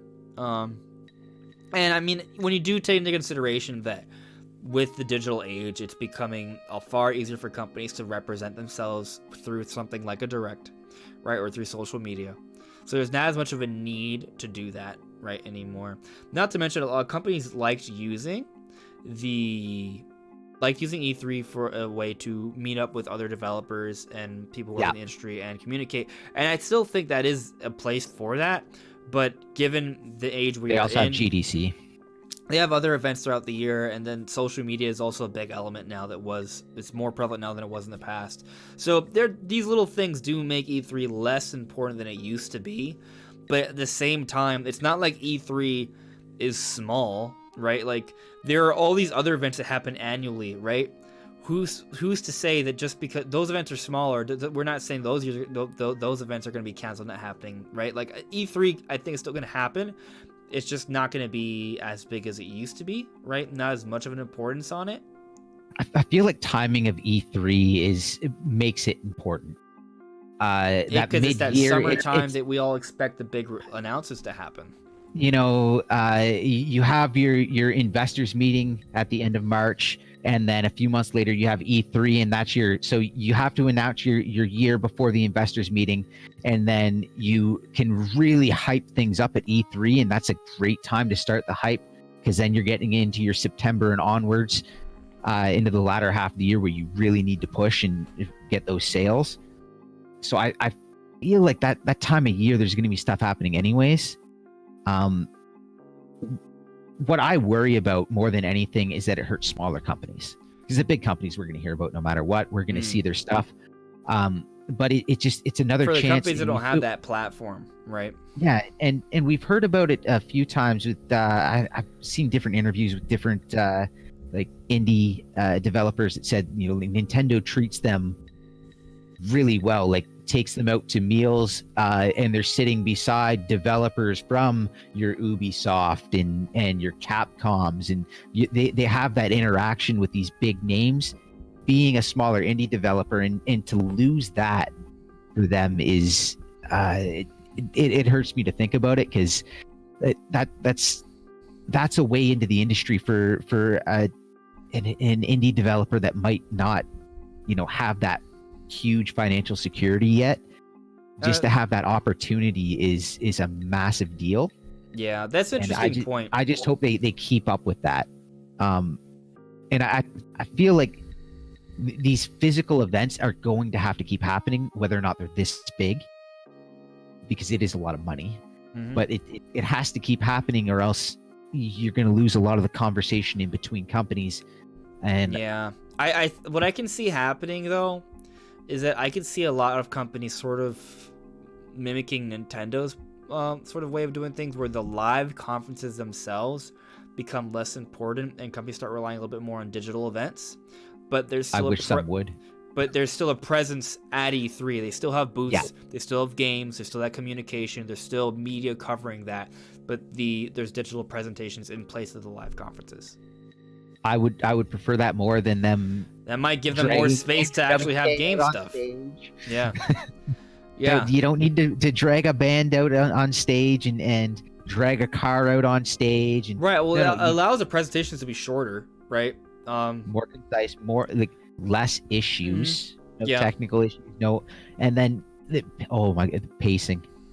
The pacing of some of those live shows is just terrible. Yeah. So this is completely off topic, but I see Terry Sivertson's trying to break my heart. He's saying that I think maybe they canceled Panzer Dragoon reboot. No, don't say that. Nah, they didn't cancel. I don't. I think if they would have canceled it, they would have said it was. Well, I mean, they didn't announce a delay either. They just kind of didn't say anything, from what I heard. So if they wanted to cancel something, now's a really good time to cancel, because the world doesn't care at the moment. People will be like, "Oh man." It's like, Panzer Dragoon, it got canceled. Oh, 100 more cases in this city. Oh no. Yeah, like it's swept under the rug so quickly now. I'm hopeful that it's. I believe that it's just they're still working on it, and that's pretty much it.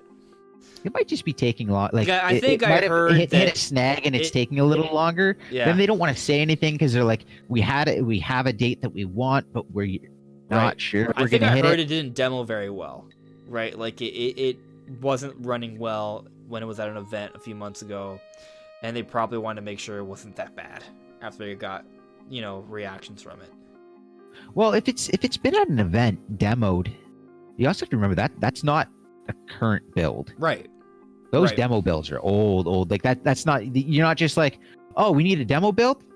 Export. Okay, there we go. We're done. It's like these are old and they change. You know what you reminded me of? So remember how I was talking about how of the slew of games we got last year in the second half of the year?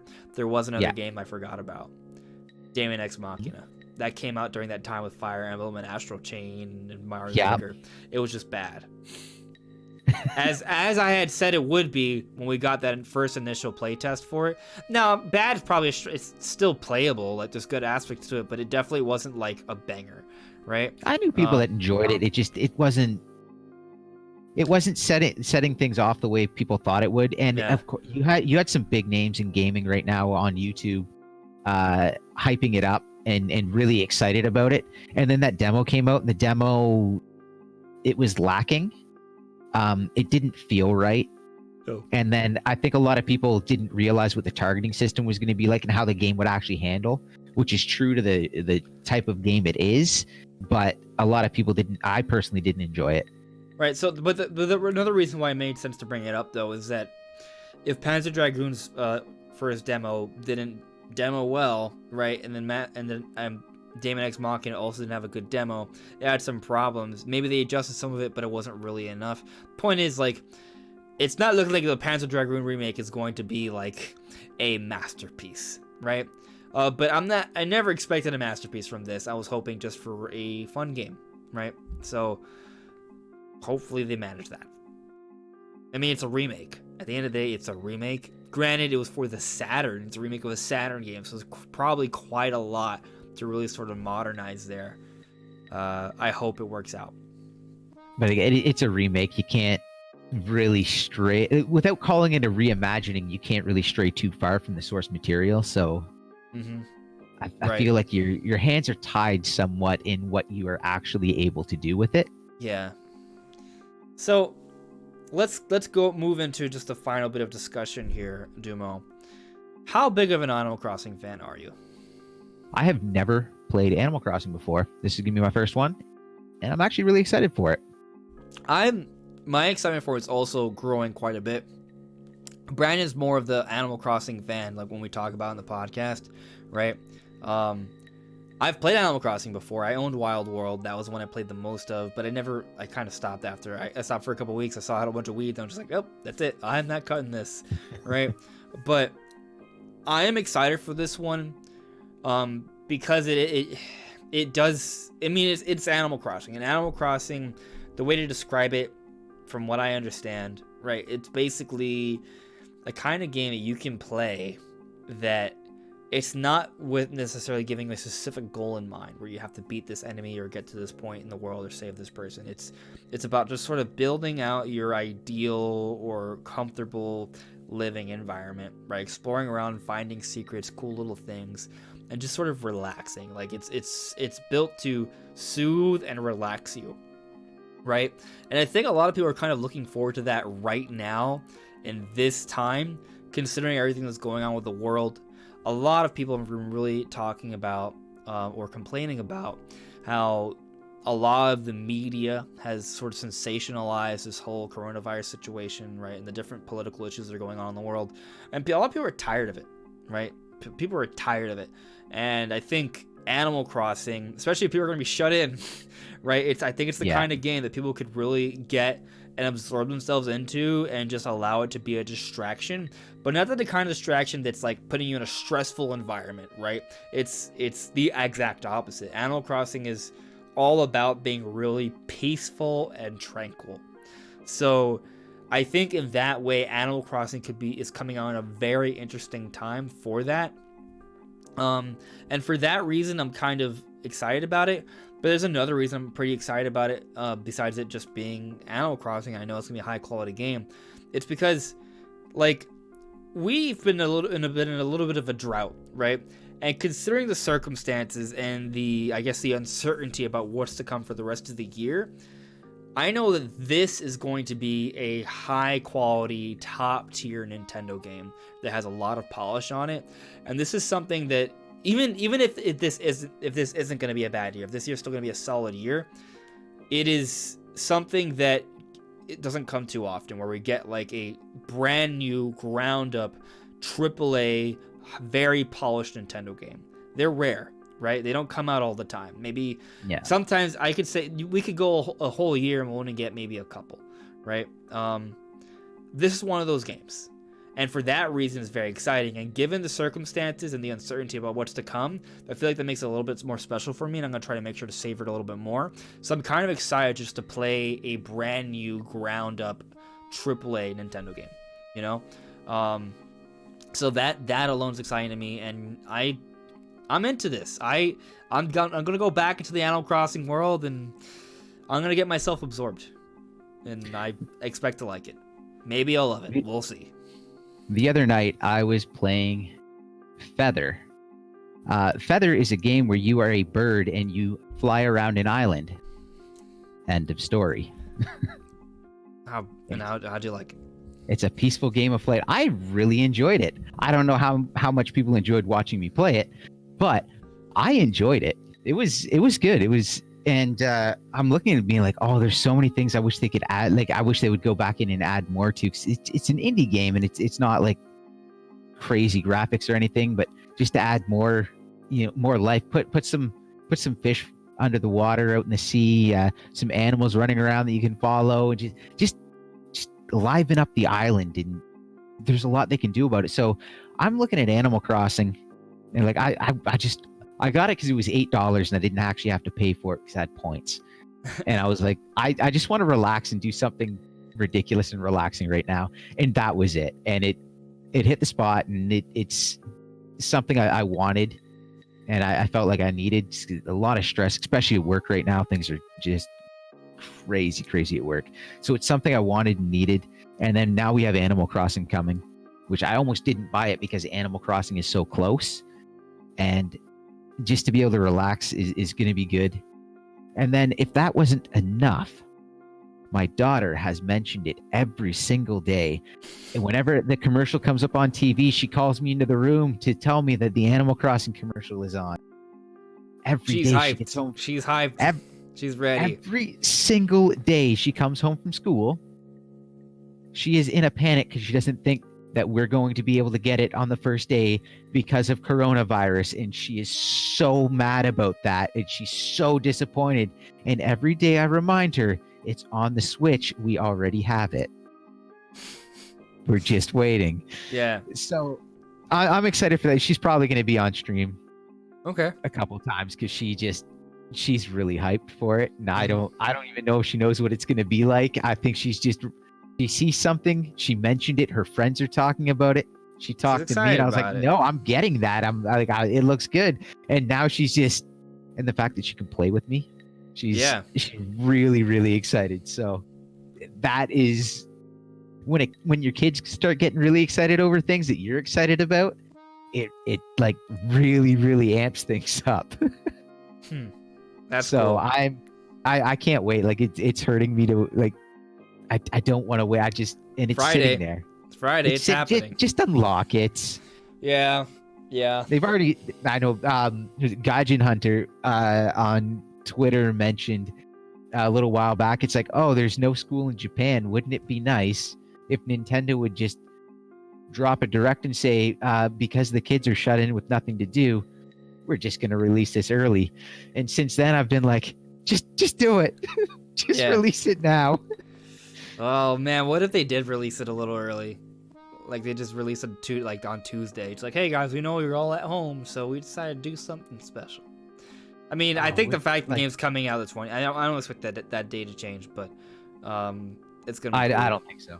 Yeah. If it was, we would have heard it by now. Right. But I mean, again, they've never done that. Why would they do that now? Like, A, they have never done it. B, again, we come back to the physical copies and the shipping them around the world. Yeah. And I don't think they're quite ready to ship yet. I don't know. Stores might be getting them now or soon, but I don't think they've gotten them yet, and they have to be able to make sure that they can. Like, I'm just glad we can play these things like digitally, crazy. Man. If we can play these things digitally, it just further reminds me, right, that, or us, right, that we are pushing forward into a world that is more reliant on digital information. And some people might see that as a bad thing. I think that's a good thing. I think this reliance on digital information, right, is kind of giving us a way to sort of get the job done. More people can work from home, right? Like for a lot of jobs, working from home is more of an option than maybe those companies considered, right? A lot of more companies are doing that. They're kind of being forced to, right? A lot of developers are going to be forced to do digital presentations around E3 time, right? A lot of families are spending more time at home. And look, I'm all for playing outside. I love to go outside. I love to adventure outside. I don't want to say I'm an indoors person, but I am indoors more often, right? But my point is, though, there are so many cool things we can do from home, right? And I think being because we're trying to limit the spread, people are going to be forced to be at home a little bit more. And again, it's just kind of show the importance of internet, right? And streaming and doing these different things. So it's interesting to me, and I don't know. I could see this sort of furthering that narrative, right? Where of this reliance on digital information. Yeah. And I don't know. It's one of those things I I like the idea of physical copies, but when it comes down to it, I've stopped buying them. I mean, it's convenient, man. I'm gonna download Animal Crossing. I'm not gonna worry about a thing. I'm gonna have my game, and it's gonna be fine. It's already downloaded. I'm just waiting to say yes. I need like 5-second internet connection. Yeah. And then on top of that, like just the speed of switching digital games, and then the ease of moving around with them, like taking a digital, pick up my Switch and go. I don't have to worry about games. Most of my games are on this thing right here, and it's pretty good. I'm happy. I finally got another 128 gig card for my second Switch, and now I don't have to pop games on and off it all the time to just try to make things work. And I'm excited. Like, yeah, I have a 400 gig one now. I upgraded because I needed more space. I don't have the time or money, or else I would too. Yeah, my cousin actually got it for me, so I was like really lucky. Yeah, so I don't have the money for that kind of games. I don't have the time for that many games, and a lot of the games I play are like several hundreds of hours. Dude, you play Monster. That Monster Hunter absorbs soul. Monster Hunter, Pokemon, Splatoon. Yeah. Like. Well, I have a lot of games that I've clocked well over 100 hours on my Switch. A lot of games, and I want more. So I think I'm over.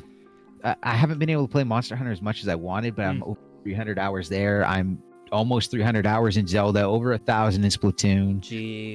I haven't looked at Pokemon. Last time I looked at Pokemon, I was floored by how many hours I had in such a short time. Yeah, I have a lot. Let me see if I can check where I'm at right now. Let's see. Take a look. We're done with the podcast, by the way. We're like ending in like a minute. I'm just want to see. Is it gonna let me see my profile or my Wi-Fi being weird? It's not telling. I think my Wi-Fi is like not connecting.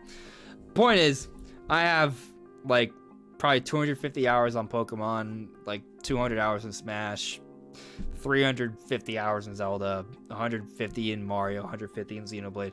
I've put in a lot of time in some games on my Switch. Yeah, it's not coming up right now, but I even have 100 hours in Let's Go. Wow, I think I got like 50 in Let's Go.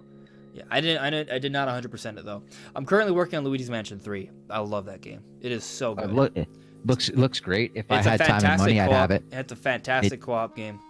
Yeah, I've been playing with a friend. It looks amazing. It's really fun. I definitely recommend it when you get the chance.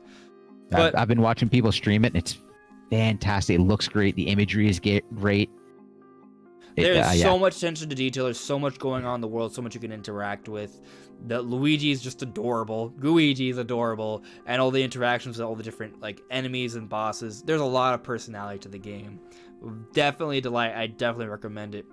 But I mean, is there any like final notes you want to put out there, Dumo, before we call it a night? No, I think we're doing good here. Cool. I think we got a lot of conversation out. Definitely. One thing you want to see in the Direct that we don't know about? Monster Hunter. Okay. The thing I want the most is a trailer for Breath of the Wild. That's what I want the most. I want Monster Hunter most because I know Breath of the Wild is coming. I know Metroid Prime is coming at some point. I want to know that more Monster Hunter is coming. That's a good point. I totally get that. I feel like Monster Hunter is going to eventually come, right? Has to. Yeah. Actually, if we go fully and take your argument, if I consider it as my own perspective, like something I have no confidence about, if they were to announce F-Zero with a trailer, oh my, I might cry. That would be a reaction video. I would cry and rip my shirt. I'd be crying and screaming. I'd be like, yes!